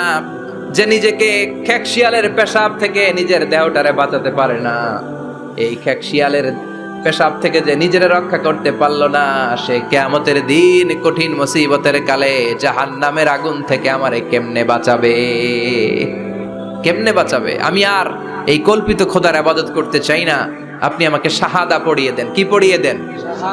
ঝিনুকের ভেতর লুকিয়ে থাকে যেমন মতি, ঝিনুকের ভেতর লুকিয়ে থাকে যেমন মতি, কলমা শাহাদাতে আছে আল্লাহর জ্যোতি, কলমা শাহাদাতে আছে আল্লাহর জ্যোতি। পড়েন সবাই। ঝিনুকের ভেতর লুকিয়ে থাকে যেমন মতি, ঝিনুকের ভেতর লুকিয়ে থাকে যেমন মতি, কলমা শাহাদাতে আছে আল্লাহর জ্যোতি, কলমা শাহাদাতে আছে আল্লাহর জ্যোতি। পড়েন আল্লাহু আকবার। এসে বলে আব্দুল্লাহর বেটা মুহাম্মদ, আর আমি এই কল্পিত মূর্তির ইবাদত করতে চাই না, আমারে পড়িয়ে দেন লা ইলাহা ইল্লাল্লাহু মুহাম্মাদুর রাসূলুল্লাহ সাল্লাল্লাহু আলাইহি ওয়াসাল্লাম। কালিমা পড়ে মুসলমান হয়ে গিয়েছে। তার মানে এই সূরার আরেকটা নাম হচ্ছে সূরাতুস সামাদ। তিনটা নাম আমরা শিখলাম এই সূরার। প্রথমে শিখেছি সূরাতুত তাওহীদ, 2 নম্বরে শিখেছি সূরাতুল মারিফা, 3 নম্বরে শিখেছি সূরাতুস সামাদ। এই সূরাটা অনেক ফজিলতপূর্ণ সূরা। বিশ্বনবী এই সূরাটাকে বড্ড বেশি ভালোবাসতেন। বিশ্বনবী সাল্লাল্লাহু আলাইহি ওয়াসাল্লাম ফজরের যে 2 রাকাত সুন্নাত, মাগরিবের যে 2 রাকাত সুন্নাত, এই সুন্নাত নামাজে এই সূরাটা পড়তেন। জোরে পড়েন সুবহানাল্লাহ। আবার যারা হজ উমরা করতে গিয়েছেন, তাওয়াফ করা লাগে, ফরজ তাওয়াফ আছে, নফল তাওয়াফ আছে, 7টা টার্ন করা লাগে। হাজরে আসওয়াদ থেকে শুরু করে আবার হাজরে আসওয়াদ পর্যন্ত 1 চক্কর, এরকম 7টা চক্কর দিলে হয় একটা তাওয়াফ। সব নবীরা, সব আল্লাহর ওলিরা, পৃথিবীর সব মুসলমানরা আল্লাহর এই ঘরকে কেন্দ্র করে তাওয়াফ করে। কোন সুবহানাল্লাহ। এবং তাওয়াফের এই ইবাদতটা পৃথিবীর শুধু ওই এক জায়গায় করা যায়। নামাজ পৃথিবীর সব জায়গায় পড়া যায়, ঠিক কিনা? মসজিদুল হারামেও পড়া যায়, বাংলাদেশেও পড়া যায়। জিকির আল্লাহর ঘরেও করা যায়, এখানেও করা যায়। দান ওখানেও করা যায়, এখানেও করা যায়। কিন্তু তাওয়াফের মতো ইবাদত, এটা কি সব জায়গায় করা যায়? নাগাইশে তাওয়াফ করতে পারবেন? সিঙ্গাপুরে পারবেন? আমেরিকায় পারা যাবে? পারা যাবে কোথায়? আল্লাহর ঘরকে কেন্দ্র করে মক্কাতুল মুকাররমাতে প্রতিদিন আল্লাহর ঘরের উপর 120টা রহমত নাজিল হয়। সিদ্দিন আলী তাইফিন, তার মধ্যে থেকে 60টা রহমত হচ্ছে যারা আল্লাহর ঘরকে তাওয়াফ করে তাদের জন্য। 40 লিল মুসাল্লিন, 40টা হচ্ছে যারা আল্লাহর ঘরের সামনে নামাজ পড়ে তাদের জন্য। 40 আর 60 মিলে 100, বাকি রইল কয়টা? ওয়াল 20 লিন নাযিরিনা ইলাল কাবা, বাকি 20টা রহমত যারা নামাজ পড়ে না, তাওয়াফ করে না, শুধু আল্লাহর ঘরের গিলাফের দিকে তাকিয়ে থাকে, তাদের উপর 20টা রহমত। বিষ্ণু ঈসা ইসলাম তাওয়াফ করার পরে 2 রাকাত নামাজ পড়তে হয়। এই 2 রাকাত নামাজের দ্বিতীয় রাকাতে সূরাতুল ইখলাস পড়তেন, প্রথম রাকাতে পড়তেন সূরাতুল কাফিরুন। তাওয়াফের সালাতে প্রথম রাকাতে কোন সূরা? সূরাতুল কাফিরুন। দ্বিতীয় রাকাতে সূরাতুল ইখলাস বিশ্বনবী পড়তেন। আবার বিতরের সালাতের শেষ রাকাতে বিশ্বনবী পড়তেন সূরাতুল ইখলাস। বিতরের সালাত পড়বেন কয় রাকাত? প্রথমে 2 রাকাত, তারপরে সালাম ফিরিয়ে আবার 1 রাকাত। এইটা সবচেয়ে সহি পদ্ধতি। আবার মাঝে মাঝে বিশ্বনবী 3 রাকাত একসাথে পড়তেন, বসতেন শুধু শেষ বৈঠকে, এটাও ঠিক আছে। আবার আমরা যেটা পড়ি বাংলাদেশে, এটারও দলিল আছে, তবে আম দলিল, এটার খাস দলিল নাই, স্পেসিফিক দলিল নাই। বিষ্ণু বলেছেন তোমরা বিতরের নামাজকে মাগরিবের নামাজ থেকে আলাদা করে পড়ো। আমরা সেটাও করি, কারণ মাগরিবের নামাজে আমরা 3 রাকাতের পরে এরকম আল্লাহু আকবার বলে হাত উঠাই, তো আলাদা হয়েছে না? আবার আমরা আল্লাহুম্মা ইন্না নাস্তাইনুকা পড়ি, এটা কি মাগরিবের নামাজে পড়ি নাকি? তাহলে পার্থক্য আছে না নাই? তবে প্রথম 2টা বেশি শক্তিশালী। রাতে 2 করে নামাজ পড়বেন, সব শেষে আপনি 1 রাকাত পড়বেন। বিষ্ণু বলেছেন ইজআলু আখিরা সালাতিকুম ফিল লাইলি ভিতরা, তোমরা রাতের শেষ নামাজটারে ভিতরের নামাজ বানিয়ে দিও। সুবহানাল্লাহ পড়েন। এইজন্য যাদের তাহাজ্জুদের অভ্যাস আছে, তাহাজ্জুদের পড়ে পড়া সুন্নাত। যাদের তাহাজ্জুদের অভ্যাস নাই, এশার সালাতের পড়ে পড়ে ফেলবেন। ইন্নাল্লাহা ভিতরুন ইউহিব্বুল ভিতরা, আল্লাহ নিজে বেজোর, তাই বেজোরকে তিনি পছন্দ করেন। এজন্য দিনের নামাজ, রাতের নামাজ সবই বেজোর। সারা দিন যা পড়লেন, মাগরিবের 3 রাকাত পড়ার মধ্য দিয়ে সব বেজোর হয়ে যায়। আবার রাতে 4 রাকাত, 2 রাকাত করে যত নামাজ পড়লেন, শেষে 1 রাকাত বেতের দিয়ে বা 3 রাকাত বেতের দিয়ে সব বেজোর হয়ে যায়। এই 3 রাকাত বেতের নামাজের সর্বশেষ রাকাতে বিশ্বনবী এই ছোট্ট সূরাটা পড়তেন। সুবহানাল্লাহ পড়বেন না? এই আমলগুলো মনে থাকবে সবার। আবার বিশ্বনবী বলতেন সূরাতুল ইখলাস সাধারণ সূরা না, এটা সুলুসুল কোরআন, 1/3 অফ দা বুক। কোরআনের 3 ভাগের 1 ভাগ। কোরআন 30 পারা।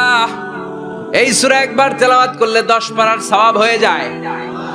2 বারে পড়লে 20 পারার সওয়াব হয়ে যায়। 3 বারে পড়লে 30 পারার সওয়াব হয়ে যায়। পড়েন সুবহানাল্লাহ। 1/3 এই পুরো কিতাবের 1/3, 1/3 অফ দা বুক, সুলুসুল কোরআন। একবার পড়লে 10 পারা, 2 বার পড়লে 3 বার পড়লে 30 পারা। অনেক মুহাদ্দিসিন এবং মুফাসসিরিনরা বলে না, সুলুসুল কোরআন 1/3 অফ দা বুক দিয়ে বিশ্বনবী এটা বোঝায় নাই। বিশ্বনবী বুঝিয়েছে অন্য একটা জিনিস। সেটা কি?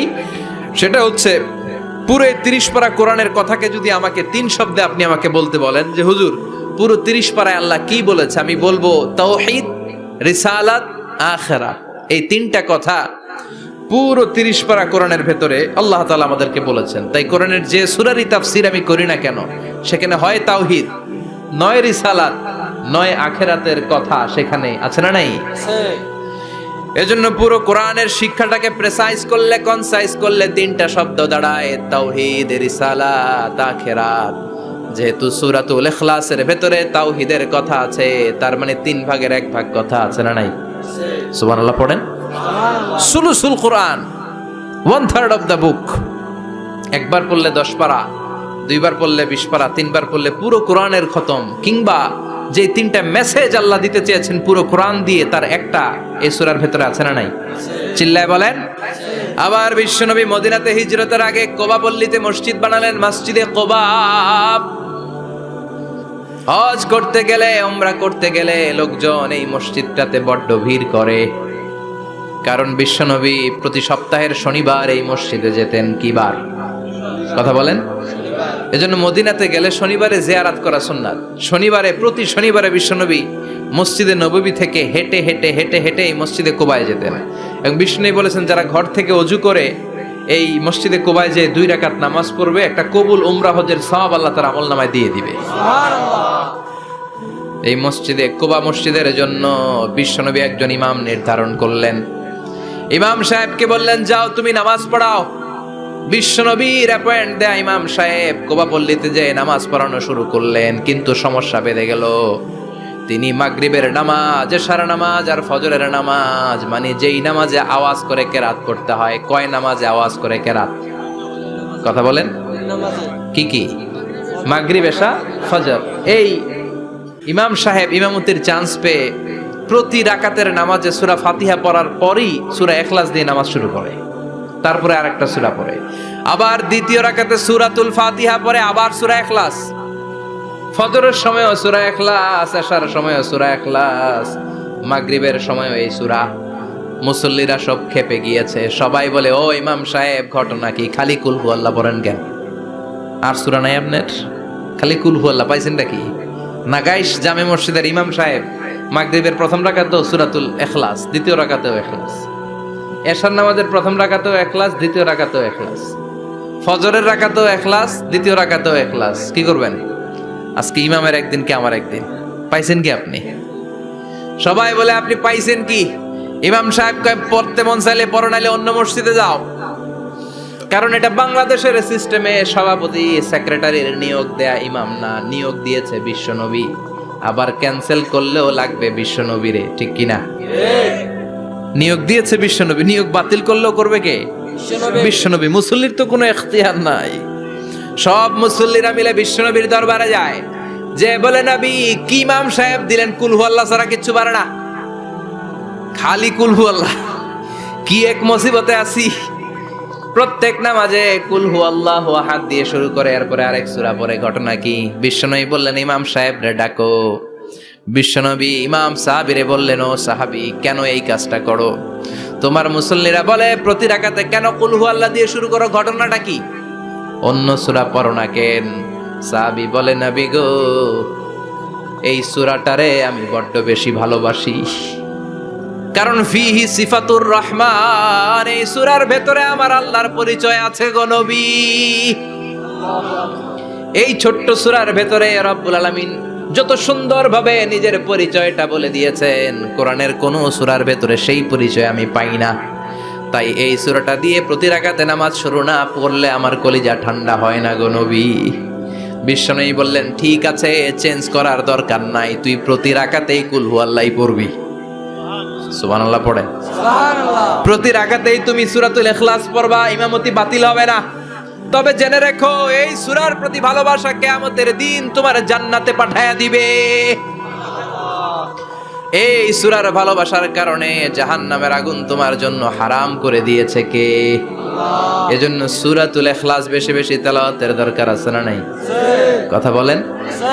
আজকে থেকে বেশি বেশি সূরাতুল ইখলাস তেলাওয়াত করবেন তো? ইনশাআল্লাহ। সবাই রাজি আছেন তো? ইনশাআল্লাহ। নবম হিজরির ঘটনা। বিশ্বনবী ইসলাম তাবুকের যুদ্ধে গেলেন। বিশ্বনবী তাবুকের ময়দানে আসছে শুই না, কাফের মুশরিকের আন্ডা বাচ্চা সব দৌড়। কারণ বিশ্বনবী কোনো যুদ্ধে গেলে বা কোনো জায়গায় দাঁড়ালে ওনার ডানে বায়ে সামনে পেছনে 1 মাসের এরিয়ার মধ্যে যদি কোনো কাফের মুশরিক থাকে, তাদের অন্তরের ভেতরে বিশ্বনবীর ব্যাপারে ভয় আর ধুকধুকানি তৈরি করে দেয় কে? বিশ্বনবী তাবুকের ময়দানে গেলেন। রোমান সাম্রাজ্যের খ্রিস্টান সৈনিকেরা যখন জানতে পারলো বিশ্বনবী এসেছে, সব সৈনিক নিয়ে দৌড়। আইজো দৌড়, কাইলো দৌড়, কয় যুদ্ধের দরকার নাই, সব দৌড়। কোন যুদ্ধ ছাড়াই বিশ্বনবী জিতে গিয়েছে। কোন সুবহানাল্লাহ। সুবহানাল্লাহ। বিশ্বনবী আল্লাহর শুকরিয়া করলেন। হঠাৎ বিশ্বনবী দেখলেন আকাশের সূর্যের আলো ক্ষীণ হতে শুরু করেছে, কমতে শুরু করেছে। তিনি খেয়াল করে দেখলেন এর কারণ সাইয়েদনা জিব্রাইল বিশাল ফেরেশতাদের বহন নিয়ে পৃথিবীতে নেমে আসছেন। পড়েন সুবহানাল্লাহ। এসে বললেন, ইয়া রাসূলুল্লাহ, আমি 1,40,000 ফেরেশতা নিয়ে নেমে এসেছি। আপনি কি জানেন না, ঠিক একটু আগে মদিনাতে আপনার এক প্রিয় সাহাবা, তার নাম হচ্ছে মুআবিয়া ইবনে মুআবিয়া আল মুজানি, একটু আগে শেষ নিঃশ্বাস ত্যাগ করেছে। বিশ্বনবী বললেন, ইন্না লিল্লাহি ওয়া ইন্না ইলাইহি রাজিউন। সাইয়েদনা জিব্রাইল বললেন, ও নবী, আপনি কি আপনার প্রাণের সাহাবীর জন্য গায়েবানা জানাজা পড়বেন না? বিশ্বনবী বললেন, অবশ্যই পড়ব। গায়েবানা জানাজা চিনেন তো? এটা পড়া কিন্তু সুন্নাহ। সামনে লাশ নাই, কিন্তু আমি ইমাম, সবাই দাঁড়ালেন পেছনে, আল্লাহু আকবার, 4টা তাকবীর দিয়ে আমরা নামাজ পড়লাম। মৃত ভাইয়ের জন্য দোয়া করলাম, এটার বলে গায়েবানা জানাজা। সুবহানাল্লাহ পড়েন। বিশ্বনবী বললেন অবশ্যই পড়ব। সাহাবীদের মধ্যে ঘোষণা দিলেন, ও সাহাবারা, তোমাদের ভাই মুআবিয়া ইবনে মুআবিয়া আল মুজানি কিছুক্ষণ আগে মদিনাতে ইন্তেকাল করেছে। তোমাদের ভাইদের জন্য সবাই বাইরে বের হয়ে আসো, এই মুহূর্তে আমরা গায়েবানা জানাজা পড়ব। বিশ্বনবী প্রথম কাতারে দাঁড়ালেন, হাজার হাজার সাহাবারা লাইন ধরে দাঁড়ালো। সাইয়েদনা জিব্রাইল 1,40,000 ফেরেশতা নিয়ে সাহাবাদের পেছনে দুইটা লাইনে দাঁড়িয়ে গেলেন। প্রথম লাইনে 70,000, দ্বিতীয় লাইনে আরো 70,000, 1,40,000 ফেরেশতাদের বহর। আর সাহাবারা মিলে আল্লাহু আকবার বলে গায়েবানা জানাজা শুরু করলেন। নামাজ শেষ। বিশ্বনবী তো অবাক, ঘটনা কি? কোন সাহাবীর গায়েবানা জানাজায় তো ফেরেশতা নামে না আকাশের উপর থেকে। বিশ্বনবী জিজ্ঞেস করলেন, জিব্রাইল, কোন সাহাবীর গায়েবানা জানাজায় তোমরা আকাশ থেকে এত ফেরেশতার বহর নিয়ে নামো নাই? কি এমন আমল করেছে আমার মুআবিয়া?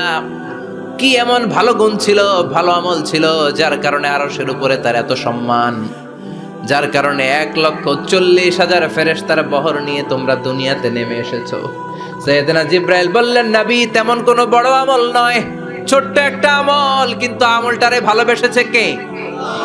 আপনার এই প্রিয় সাহাবী হাঁটতে বসতে চলতে ফিরিতে সব সময় পড়তো কুল হুয়াল্লাহু আহাদ আল্লাহুস সামাদ লাম ইয়ালিদ ওয়া লাম ইউলাদ ওয়া লাম ইয়াকুল লাহু কুফুয়ান আহাদ। পড়েন আল্লাহু আকবার। আল্লাহু আকবার। এজন্য বেশি বেশি সূরাতুল ইখলাস তেলাওয়াত করতে রাজি আছেন তো? ইনশাআল্লাহ। মনে থাকবে?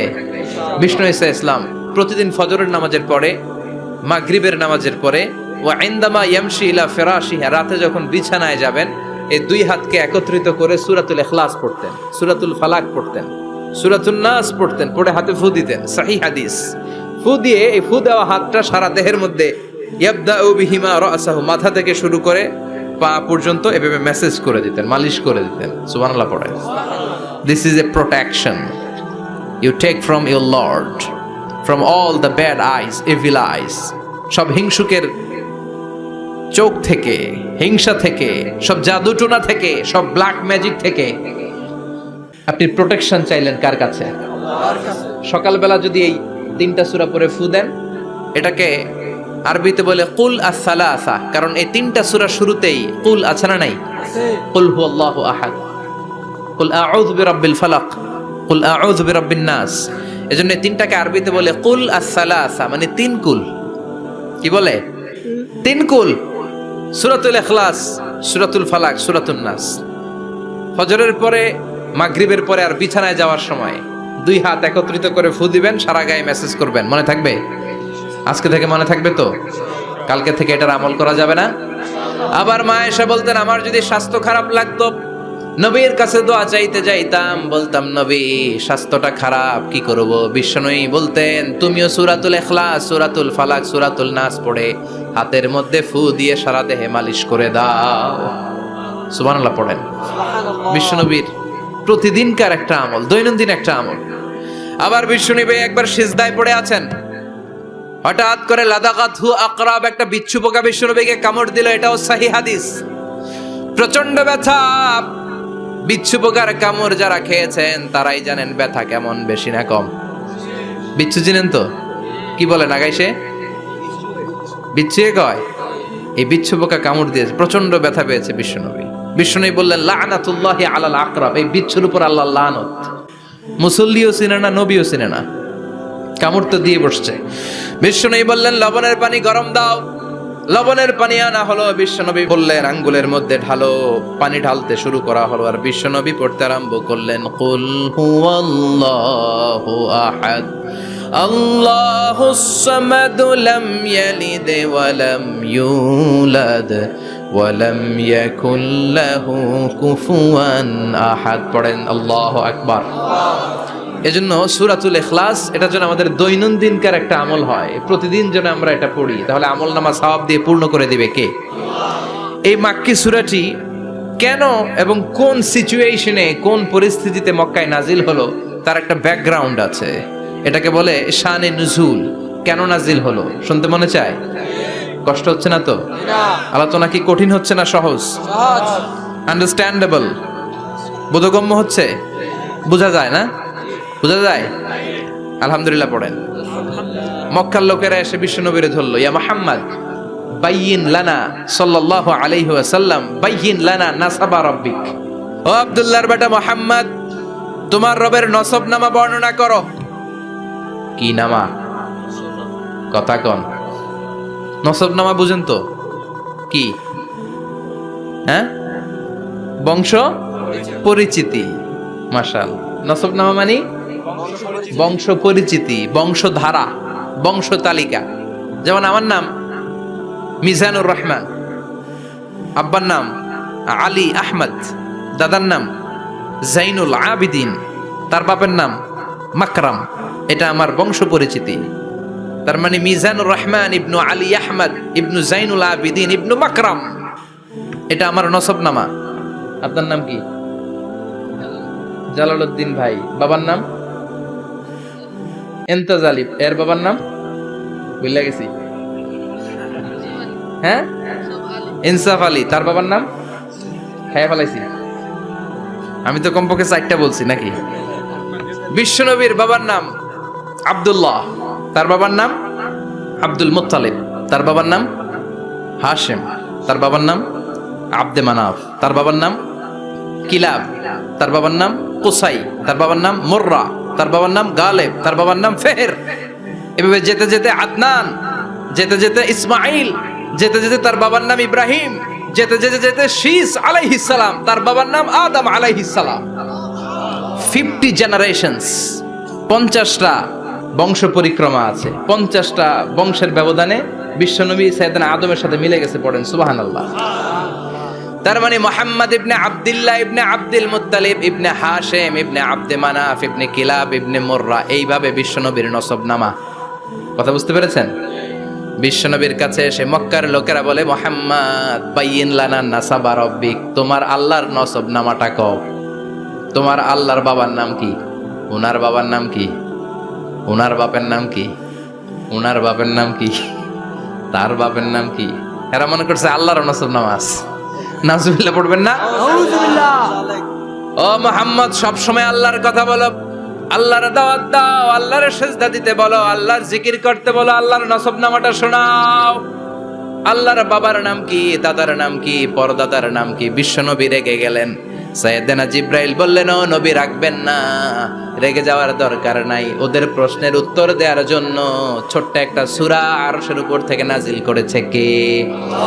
ও নবী, ওদের মুখের উপরে আপনি শক্ত ভাষায় বলে দেন, আল্লাহর কোনো নসবনামা নাই, আল্লাহর বাবা দাদা কিচ্ছু নাই। আপনি পড়েন, কুল হুয়াল্লাহু আহাদ আল্লাহুস সামাদ লাম ইয়ালিদ ওয়া লাম ইউলাদ ওয়া লাম ইয়াকুল লাহু কুফুয়ান আহাদ। পড়েন সুবহানাল্লাহ। সুবহানাল্লাহ কুল হুয়াল্লাহু আহাদ। ও নবী, আপনি বলেন, তিনি হলেন আল্লাহ, তিনি হলেন আহাদ, একক, একক। আল্লাহুস সামাদ, তিনি অমুখাপেক্ষী। লাম ইয়ালিদ ওয়া লাম ইউলাদ, জন্ম দেয় নাই, কারো কাছ থেকে জন্ম নেয়ও নাই। ওয়া লাম ইয়াকুল লাহু কুফুয়ান আহাদ, গোটা বিশ্বে তার মতো কেউ নাই, তিনি তার মতো। কাফেররা তো টাসকি খেয়ে গেছে। সুবহানাল্লাহ পড়েন। আবার এর শানে নুজুলে আরেকটা বর্ণনা পাওয়া যায়। মুশরিকরা এসে বলল, ইয়া মুহাম্মদ বাইয়িন লানা জিনসা রাব্বিক, তোমার রব কি দিয়ে তৈরি বলো। ও মুহাম্মদ, আমরা মানুষ মাটির তৈরি, ফেরেশতারা নূরের তৈরি, আর জিন জাতি হলো আগুন দিয়ে তৈরি, আমাদের ঘরের আসবাবপত্রগুলো কাঠের তৈরি। এবার বলো, তোমার আল্লাহ কিসের তৈরি? আহুয়া মিন ফিদ্দা, তোমার আল্লাহ কি রূপার তৈরি? রূপার খোদা? আহুয়া মিন যাহাব, নাকি সোনার খোদা, স্বর্ণ দিয়ে বানানো আল্লাহ? আহুয়া মিন খাশাব, নাকি কাঠ দিয়ে বানানো তোমার আল্লাহ? কি দিয়ে বানানো বলো? বিশ্বনবীর কাছে তখন জিব্রাইল আয়াত নাজিল করলেন আর বললেন, নবী, ওদের প্রশ্নের জবাব আপনি এই সূরা দিয়ে পড়েন আর বলেন, কুল হুয়াল্লাহু আহাদ আল্লাহুস সামাদ লাম ইয়ালিদ ওয়া লাম ইউলাদ ওয়া লাম ইয়াকুল লাহু কুফুয়ান আহাদ। পড়েন সুবহানাল্লাহ। এই ব্যাকগ্রাউন্ড ফজিলত সব শুনে সূরাটা একটু নরম হয়ে আসছে না এখন? এখন নরম নরম লাগে না? মনে হয় যে বুঝতেছি, মনে হচ্ছে যে সহজ হয়ে গেছে, ঠিক কিনা? এবার দেখেন অর্থ আরো সহজ। আল্লাহ বললেন কুল, কুল মানে বলো। কোরআনের যত জায়গায় কুল পাবেন, রব্বুল আলামিন তার পেয়ারা হাবিবকে অর্ডার করছেন কুল মানে বলো, সে ও মাই মেসেঞ্জার সে, বলো। কুল মানে কি? বলো। কুল মানে বলো। বলো। হে নবী আপনি বলেন হুয়াল্লাহ, তিনি হচ্ছেন আল্লাহ, আর তিনি হচ্ছেন আহাদ, অদ্বিতীয়, এক এবং একক, অদ্বিতীয়। তাহলে প্রথমে বলতে বললেন ও নবী আমার সব পরিচয় দেওয়ার আগে আগে নামের পরিচয় দেন, জোরে কোন ঠিক কিনা? আগে ওদের বলে দেন আমার নাম হলো আল্লাহ। আমার নাম কি? কুল হুয়াল্লাহ। নবী আপনি বলেন তিনি হলেন আল্লাহ। তিনি কে? আল্লাহ বলছেন ইন্নানি আনাল্লাহু লা ইলাহা ইল্লা আনা ফা'বুদনি ওয়া আকিমিস সালাতা লিযিকরি। ইন্নানি আনাল্লাহ, আমি হলাম আল্লাহ। তিনি কে? জোরে বলেন। আল্লাহর নামটা মুখে নিতে কেমন লাগে? আল্লাহর নামটা ডাকতে ভালো লাগে? সবার ভালো লাগে? প্রাণ ভরে যায়, হৃদয় শীতল হয়, ঠান্ডা ঠান্ডা লাগে ভেতরে। তাহলে চিৎকার দিয়ে আল্লাহর ডাক দেন, বলেন আল্লাহ। আর জোরে আল্লাহর ডেকে বলেন ইয়া আল্লাহ। গলা ফাটিয়ে ডাক দেন, বলেন আল্লাহ। আল্লাহ বললেন আমার প্রথম পরিচয় হলো আমি আল্লাহ, আমার নাম হলো আল্লাহ। আল্লাহর নাম রাখছে কে? কথা কন। আমার নাম রাখছে আমার বাবা, আপনার নাম রাখছে আপনার দাদা। কিন্তু আল্লাহর বাবা আছে নাকি? থাকলে রাখতো, দাদা থাকলে দাদায় রাখতো। কিন্তু আল্লাহর কি বাপ আছে? দাদা, নানা? আল্লাহর পিসা বুজুর আছে? অনেকের নাম পিসা বুজুরে রাখে, আছে না নাই? দোয়ার জন্য হুজুর আমি আপনার মুরিদ হুজুর, আমার একটা ছেলে হয়েছে, আপনার নাম রাখা দেন। পরে বলে যে পিসা বুজুরের নাম রাখছিল, নাগাইশের পিসাব মোস্তাক ফয়জি সাহেব নাম রাখছিল আমার ছেলের, আছে না নাই? আল্লাহর এরকম পীর সাহেব আছে নাকি? আল্লাহর দাদা বাবা আছে নাকি? এজন্য আল্লাহ বলেন আমার নামটা আমি আল্লাহ নিজেই রেখেছি। পড়েন সুবহানাল্লাহ। আবার এই পৃথিবীতে আল্লাহ ছাড়া আর কারো নাম কোনোদিন আপনি আল্লাহ শুনেছেন নাকি? শুনে থাকলে হাত তোলেন। শুনছেন? বাংলাদেশে কত মানুষ? 16 কোটি, 17 কোটি, 18 কোটি? কইতে থাকেন, 20 কোটি নিয়ে যান এমনি। আসলে কয় কোটি? 18 কোটি মনে হয় বর্তমানে। 16 কোটি তো অনেক আগের হিসাব। 18 কোটি মানুষ এই দেশে। এই 18 কোটি মানুষের মধ্যে কারো নাম আল্লাহ শুনছেন? কথা কন। আমেরিকাতে, এত বড় মহাদেশ, পুরো আমেরিকায় কারো নাম আল্লাহ? গোটা বিশ্বে আরেকজনের নাম আল্লাহ আছে? এমনকি ফেরাউন, সেও নিজের আল্লাহ বলে নাই। ফেরাউনের মতো এত কুখ্যাত ইন্টারন্যাশনাল সন্ত্রাসী হাসে। ফেরাউন ইন্টারন্যাশনাল কুখ্যাত সন্ত্রাসী না? সে কুখ্যাত সন্ত্রাসী। এই সন্ত্রাসীটাও খেয়াল রাখবেন, নবীদের সাথে যারা বিরোধিতা করেছে তারা সন্ত্রাস, আর নবীরা ছিল মুজাহিদ। চিল্লায় বলেন ঠিক কিনা? তার মানে বিশ্বনবী ছিলেন মুজাহিদ। এবার সন্ত্রাসীটার নাম বলেন। আবু জাহেল। মুসা আলাইহিস সালাম ছিলেন মুজাহিদ, তাহলে সন্ত্রাসটার নাম বলেন। ইব্রাহিম আলাইহিস সালাম ছিলেন মুজাহিদ, তাহলে সন্ত্রাসটার নাম বলেন। তার মানে হকের পক্ষে যারা তারা সবাই মুজাহিদ, আমরাও মুজাহিদ। চিল্লায় বলেন ঠিক কিনা? কল্যাণের কথা যারা বলে তারা মুজাহিদ, অন্যায়ের দিকে যারা ডাকে তারা সন্ত্রাস। কোটা বিরোধী আন্দোলন যেই যুবক ছেলেগুলো করেছে ওরা মুজাহিদ, ওদের বিরোধিতা যারা করেছে ওরা সন্ত্রাস। নিরাপদ সড়ক চাই আন্দোলন যে ছেলেগুলো করেছে এক একটা মুজাহিদের বাচ্চা, ওদের বিরোধিতা যারা করেছে এক একটা কুখ্যাত সন্ত্রাস। এজন্য হকের পক্ষে যারা থাকবে, ইসলামের পক্ষে যারা থাকবে, ন্যায় নীতি সাম্যের পক্ষে যারা থাকবে তারা মুজাহিদ। বাই ডিফল্ট এগুলো মুজাহিদ। চিল্লায় বলেন ঠিক কিনা? আর বিরোধিতা যারা করবে সন্ত্রাস, কুখ্যাত ইন্টারন্যাশনাল সন্ত্রাস। ফেরাউনও তার নাম আল্লাহ রাখে নাই, সে তার নাম দিছিল আমি তোমাদের বড় রব। কি দিছিল? فحشر فنادى فقال انا ربكم الاعلى বিশাল একটা গ্যাদারিং করে সবার সামনে কয় আমি বড় খোদা আমি কি আমি বড় খোদা রব্বুকুমুল আ'লা তোগো বড় রব কিন্তু আমি আল্লাহ এটা কইছে কথা বলেন তার মানে আল্লাহ এক পিস আল্লাহর সত্তাটা শুধু একজন মহাবিশ্বের নিয়ন্ত্রণকারী একজন বিপদে আপদে সাহায্য করতে পারেন একজন গোটা ইউনিভার্সটাকে এই বসুন্ধরাকে এই মহাবিশ্বটাকে দূর থেকে নিয়ন্ত্রণ করেন একজন তিনি কে এজন্য আল্লাহ বলেন গোলাম আমারে আল্লাহ বলে ডাকো কিংবা রহমান বলে ডাকো কোনো সমস্যা নাই সুবহানাল্লাহ বলে দে আল্লাহ আও ইদউর রহমান আইয়াম্মা তাদউ ফালাহুল আসমাউল হুসনা আমারে আল্লাহ বলে ডাকো কিংবা রহমান বলে ডাকো আমি কিন্তু মাইন্ড করি না আল্লাহ মাইন্ড করে কথা কোন ওনারে আল্লাহ বললেও উনি খুশি ওনারে রহমান ডাকলেও ওনার অনেকগুলো সুন্দর সুন্দর নাম আছে তাহলে বোঝা গেল আল্লাহ হচ্ছে ওনার জাতি নাম কি নাম কথা বলেন জাতি নাম আরো সিফাতি নাম আছে সুন্দর সুন্দর আরো 99টা নাম আছে না নাই বিশ্বনবী বলেন ইন্নালিল্লাহি 99 ইসমা আল্লাহ নাম ছাড়া আল্লাহর আরো 99টা চমৎকার চমৎকার নাম আছে মান আহসাহা দাখালাল জান্নাহ যেই নামগুলো সিনার ভেতরে রাখবে জাহান্নামের আগুন তার জন্য হারাম করে দিবে কে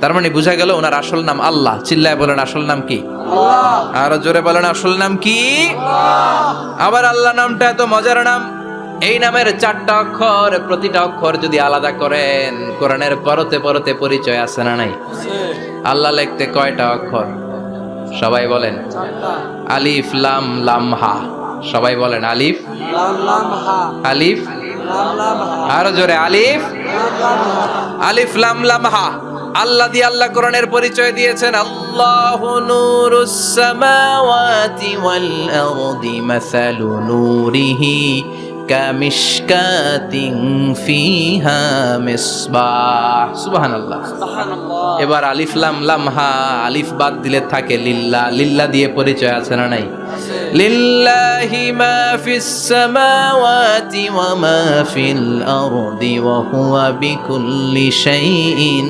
আলিম এবার লামটা যদি কেটে দেন থাকে লাহু লাহু দিয়ে কোরআনে পরিচয় আছে না নাই একটা দুইটা কথা বলেন লাহুল মুলকু ওয়া লাহুল হামদু ওয়া হুয়া আলা কুল্লি শাইইন কাদির এবার লাহুর লামও যদি বাদ দিয়ে দেন থাকে হু হু দিয়ে কোনো পরিচয় টরিচয় নাই এটা দিয়ে পরিচয় আছে পড়েন হু আল্লাহুল্লাযী লা ইলাহা ইল্লা হু আলিমুল গায়বি ওয়াশ শাহাদাতি হুয়ার রহমানুর রহিম চিল্লায় পড়েন আল্লাহু আকবার আল্লাহু আকবার আর জোরে আল্লাহু আকবার আল্লাহু আকবার আবার এই নামটা এমন নাম যে নাম আমরা বিপদে পড়লে জপি পেটে ব্যথা হলে ডাকি কারে আল্লাহ ডায়রিয়া হইলে ডাকি কারে আল্লাহ তুফান ছুটলে ডাকি কারে আল্লাহ ভূমিকম্পে ডাকি কারে আল্লাহ বন্যা শুরু হইলে ডাকি কারে ফাইযা রাকিবু ফিল ফুলকি দা'আউল্লাহ মুখলিসিনা লাহুদ্দিন ফালাম্মা নাজ্জাহুম ইলাল বাররি ইযা হুম ইউশরিকুন আল্লাহ বলে আমার কিছু গোলাম আছে সাগরের মাঝখানে যদি তুফানে পড়ে আমারে ডাকে তুফান চলে গেলে আমারে গালি দেয় এরকম ডাকাইতাছে না নাই সব সময় ডাকতে হবে কারে আল্লাহকে বিপদে আপদে সকালে বিকালে শীতকালে গ্রীষ্মকালে জিকির হবে একজনের নামে চিল্লায় বলেন তিনি কে আবার আল্লাহ নামটা এমন নাম এটার বহুবচন হয় না হয় নাকি না দ্বিবচন হয় না স্ত্রীলিঙ্গ হয় না হয় না আল্লাহর স্ত্রীলিঙ্গ আছে না বহুবচন আছে না কিন্তু ঈশ্বরের স্ত্রীলিঙ্গ আছে না নাই কথা কন কি ঈশ্বরী ভগবানের আপনাদের এখানে আসার সময় মনে হয় দেখলাম ভগবান হাই স্কুল বা প্রাথমিক বিদ্যালয় ব্রাহ্মণপাড়া কি নাম ভগবান হাই স্কুল ভগবতী নাই নাই আহা ওদের ভগবান হয় ওদের ভগবতী হয় ওদের গড হয় ওদের গডেস হয় ওদের ঈশ্বরী হয় ওদের ঈশ্বর হয় আল্লাহর কোনো পরিবর্তন আছে নাকি চিল্লায় বলেন আল্লাহ একজন, তার কোনো পরিবর্তন নাই। আমরা বললাম আল্লাহ বুঝেছি তোমার অনেক ক্ষমতা, তোমার নামটা বড় মধুর নাম, প্রতিটা অক্ষর আলাদা করলেও পরিচয় পাওয়া যায়। তোমার আসল নাম আল্লাহ, কিন্তু এই যে তুমি আল্লাহ, তুমি কতদিন ধরে আল্লাহ? কতদিন? কবে থেকে আছো? কতদিন থাকবা? প্রশ্ন আসে না? নাই মাঝে মাঝে প্রশ্ন আসে না, উনি কয়দিন ধরে আছে? কতদিন ধরে ওনার এত ক্ষমতা? কতদিন পর্যন্ত ওনার এই ক্ষমতা কন্টিনিউ করবে? প্রশ্ন হয় না? কথা বলেন।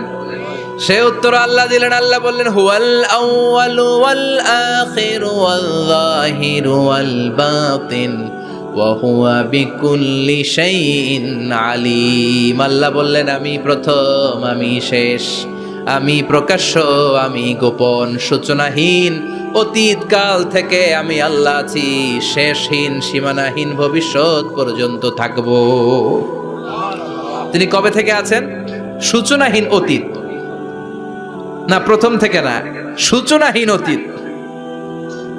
ভালো ব্যাখ্যা হচ্ছে সূচনাহীন প্রথম থেকে বলে আল্লাহ এটাই বুঝালেন সূচনাহীন অতীত।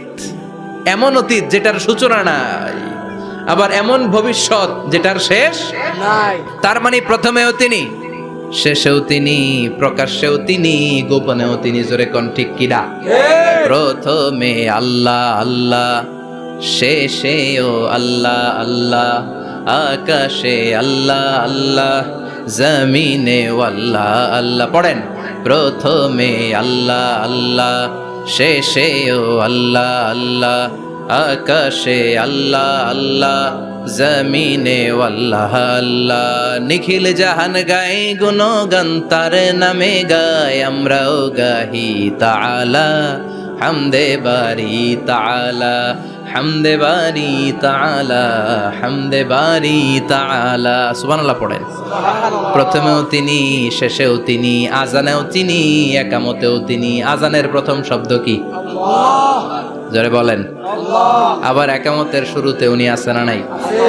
আবার জিলহজ মাসে ঈদুল আজহার সময় যখন আমরা কোরবানি করি তখন কার নাম? ছুরিটা জবাই দেওয়ার সময় কি বলি? আবার জিকির করি কার নামে? তার মানে আজানে আল্লাহ আল্লাহ, একামাতে আল্লাহ আল্লাহ, কোরবানিতে আল্লাহ আল্লাহ, জিকিরে আল্লাহ আল্লাহ। ঠিক কি না?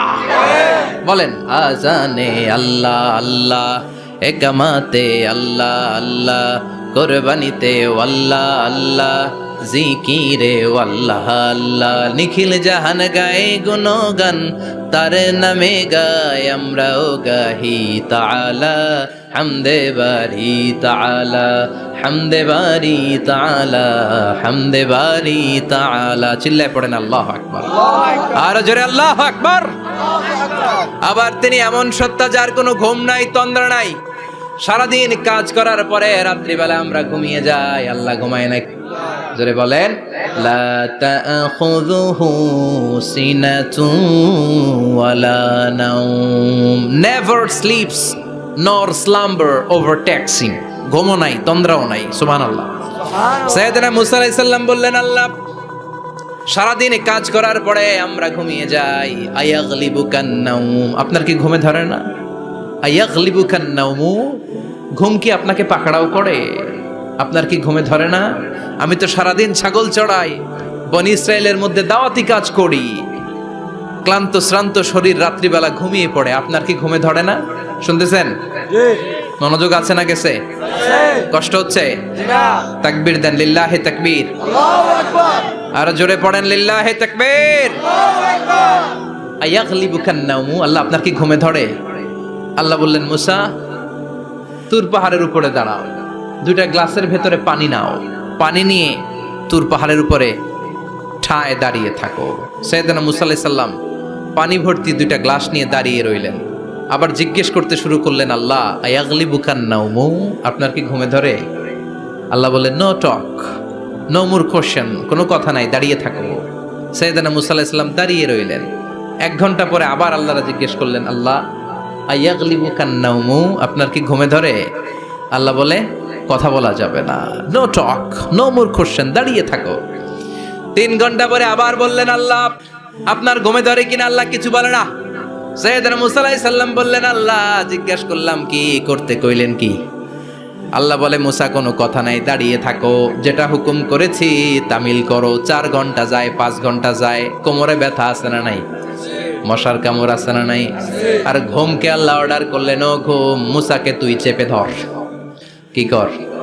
মুসা আলাইহিস সালাম এমনি সেমনি ডানে বায়ে কোনোভাবে দাঁড়িয়ে থাকতে পারে না, এদিকে ঘুম আসলে ওদিকে পড়ে। 5 ঘন্টা পরে কাত হয়ে জমিনে পড়ে যায়, ঘুমের ধাক্কায় কাত হয়ে জমিনে পড়ে যায়, গ্লাসগুলো ভেঙে ভেঙে খান খান হয়ে যায়। আল্লাহ ডেকে বললেন, ও মুসা, বেশি কিছু দেই নাই, কেবলমাত্র শুধুমাত্র 2টা পানি ভর্তি গ্লাস হেফাজতের দায়িত্ব দিয়েছিলাম, ঘুমের কারণে হেফাজত করতে পারো নাই। মাত্র 2টা গ্লাস, ঘুমের কারণে বাঁচাতে পারো নাই। আমি যদি এরকম ঘুমিয়ে যেতাম, চন্দ্রের সাথে সূর্য লেগে, সূর্যের সাথে আরেকটা গ্রহ লেগে, মহাবিশ্বের সব কিছু এরকম গ্লাসের টুকরার মতো খান খান হয়ে যেত। লা তাখুযুহু সিনাতুন ওয়ালা নাওম। আল্লাহর ঘুম নাই। ঘুমের আগে যে অনেকের ঝিমুনি ধরে, তন্দ্রা ধরে, এই তন্দ্রাও নাই। চিল্লায় বলেন সুবহানাল্লাহ। তাহলে আল্লাহর ঘুম নাই, আল্লাহর তন্দ্রা নাই, আল্লাহর আগে কেউ নাই, আল্লাহর পরে কেউ নাই। তিনিই প্রথম, তিনিই শেষ, তিনিই প্রকাশ্য, তিনিই গোপন। এজন্য আল্লাহ বললেন, কুল হুয়াল্লাহু আহাদ, তিনি হলেন এক। লাউ কানা ফীহিমা আলিহাতুন ইল্লাল্লাহু লাফাসাদাতা। আল্লাহ ছাড়া অন্য কেউ যদি রব হতো, একাধিক যদি খোদা হতো, মারামারি বেড়ে যেত। জোরে কোন ঠিক কিনা? কুল হুয়াল্লাহু আহাদ, আল্লাহ হচ্ছেন এক এবং অদ্বিতীয়। তিনি একক, তিনি অদ্বিতীয়, তার কোনো শরীক নেই, তিনি আহাদ। তার নাম হচ্ছে আহাদ। তার নাম কি? কথা বলেন। আহাদ মানে একক, যার ক্ষমতায় কোনো ভাগাভাগি নাই। আল্লাহ যদি 2 জন হইতো সুবিধা হইতো না অসুবিধা? অসুবিধা। কথা বলেন। অসুবিধা। এক আল্লাহ বলতো, তুমি এইভাবে করেছো এতদিন, আমারও ক্ষমতা আছে, আমি ওইভাবে শুরু করে দিব। তুমি সকালবেলা পূর্ব দিক থেকে সূর্য উঠাও, কালকে থেকে আমি পশ্চিম দিক থেকে সূর্য উঠাবো। ঝামেলা আছে না নাই? তার মানে ঝামেলা বেড়ে যেত। আমাদের বাংলাদেশে 2টা পরিবার, তাই না? ক্ষমতায় হয় ওনারা, নয় ওনারা।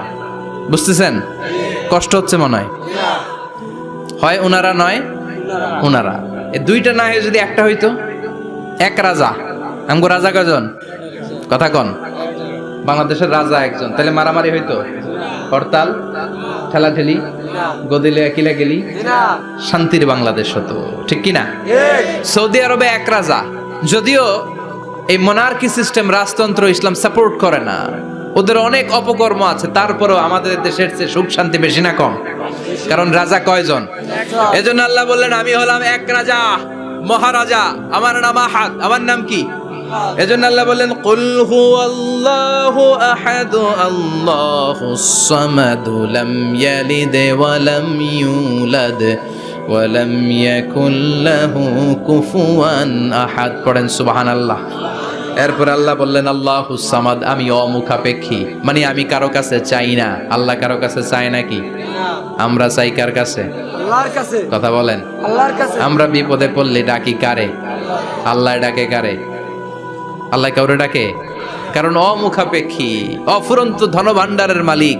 পৃথিবীর সব মানুষগুলো যদি এক ময়দানে দাঁড়ায়, তাদের যত চাহিদা আছে সব যদি আল্লাহরে বলে, আল্লাহ গাড়ি দাও, বাড়ি দাও, নারী দাও, ক্ষমতা দাও, এটা দাও, সেটা দাও, সব যদি আল্লাহর কাছে চাইতে শুরু করে, আল্লাহ যদি সবও দিয়ে দেয়, তারপর ওনার ধনভাণ্ডারের 1 ইঞ্চিও কমবে না।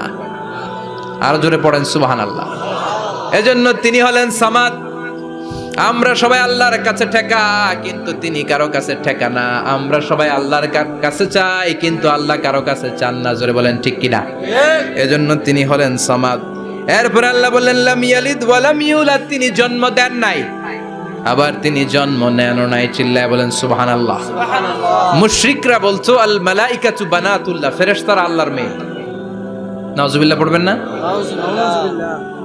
ইহুদিরা বলে উযাইর আলাইহিস সালাম আল্লাহর ছেলে, খ্রিস্টানরা বলে ঈসা আলাইহিস সালাম আল্লাহর ছেলে, আর আমরা বলি কুল হুয়াল্লাহু আহাদ। আল্লাহুস লাম ইয়ালিদ ওয়া লাম ইয়াকুল লাহু কুফুয়ান আহাদ। তার মতো কেউ নাই।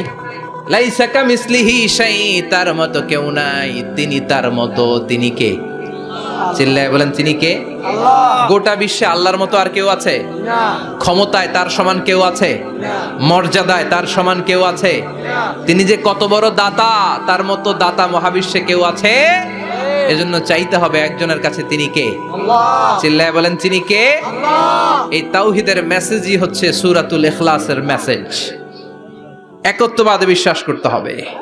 এই একত্ববাদের বিশ্বাস, oneness of god, the idea of oneness of the creator, এটা যদি অন্তরে রাখতে পারেন, জান্নাতকে আপনার জন্য অবধারিত করে দিবে কে? আর সূরাতুল ইখলাসের আমল সকাল বিকাল ঘুমোতে যাওয়ার আগে পড়তে রাজি আছেন তো? ইনশাআল্লাহ কালকে থেকে এই ওয়াজিফা নাগাইশে শুরু হবে ইনশাআল্লাহ। ইনশাআল্লাহ আর জোরে পড়েন ইনশাআল্লাহ। ইনশাআল্লাহ আল্লাহ আমাদের সবাইকে কথাগুলো বুঝার ও আমল করার তৌফিক দান করুক, আমরা পড়ি আমিন। আমিন আর জোরে পড়েন আমিন। যতগুলো কথা বলেছি কোরআন সুন্নাহর আলোকে বলেছি, বানিয়ে কিছু বলি নাই। তারপরেও আমার মনের অজান্তে কোনো মিস ইনফরমেশন যদি আমার মুখ ফসকে বেরিয়ে যায়, সেগুলো যেন আল্লাহ তাআলা আমাদের স্মৃতিপট থেকে মুছে দেয়, আমরা পড়ি আমিন। আমিন সত্য, সুন্দর, কল্যাণকর, হকের পক্ষে যা বলেছি তার সবটুকুন যেন আল্লাহ তাআলা আমাদের সবাইকে আমল করার তৌফিক দান করে, আমরা পড়ি আমিন। সুবহানাকাল্লাহুম্মা বিহামদিকা আশহাদু আল্লা ইলাহা ইল্লা আনতা আস্তাগফিরুকা ওয়া আতুবু ইলাইক।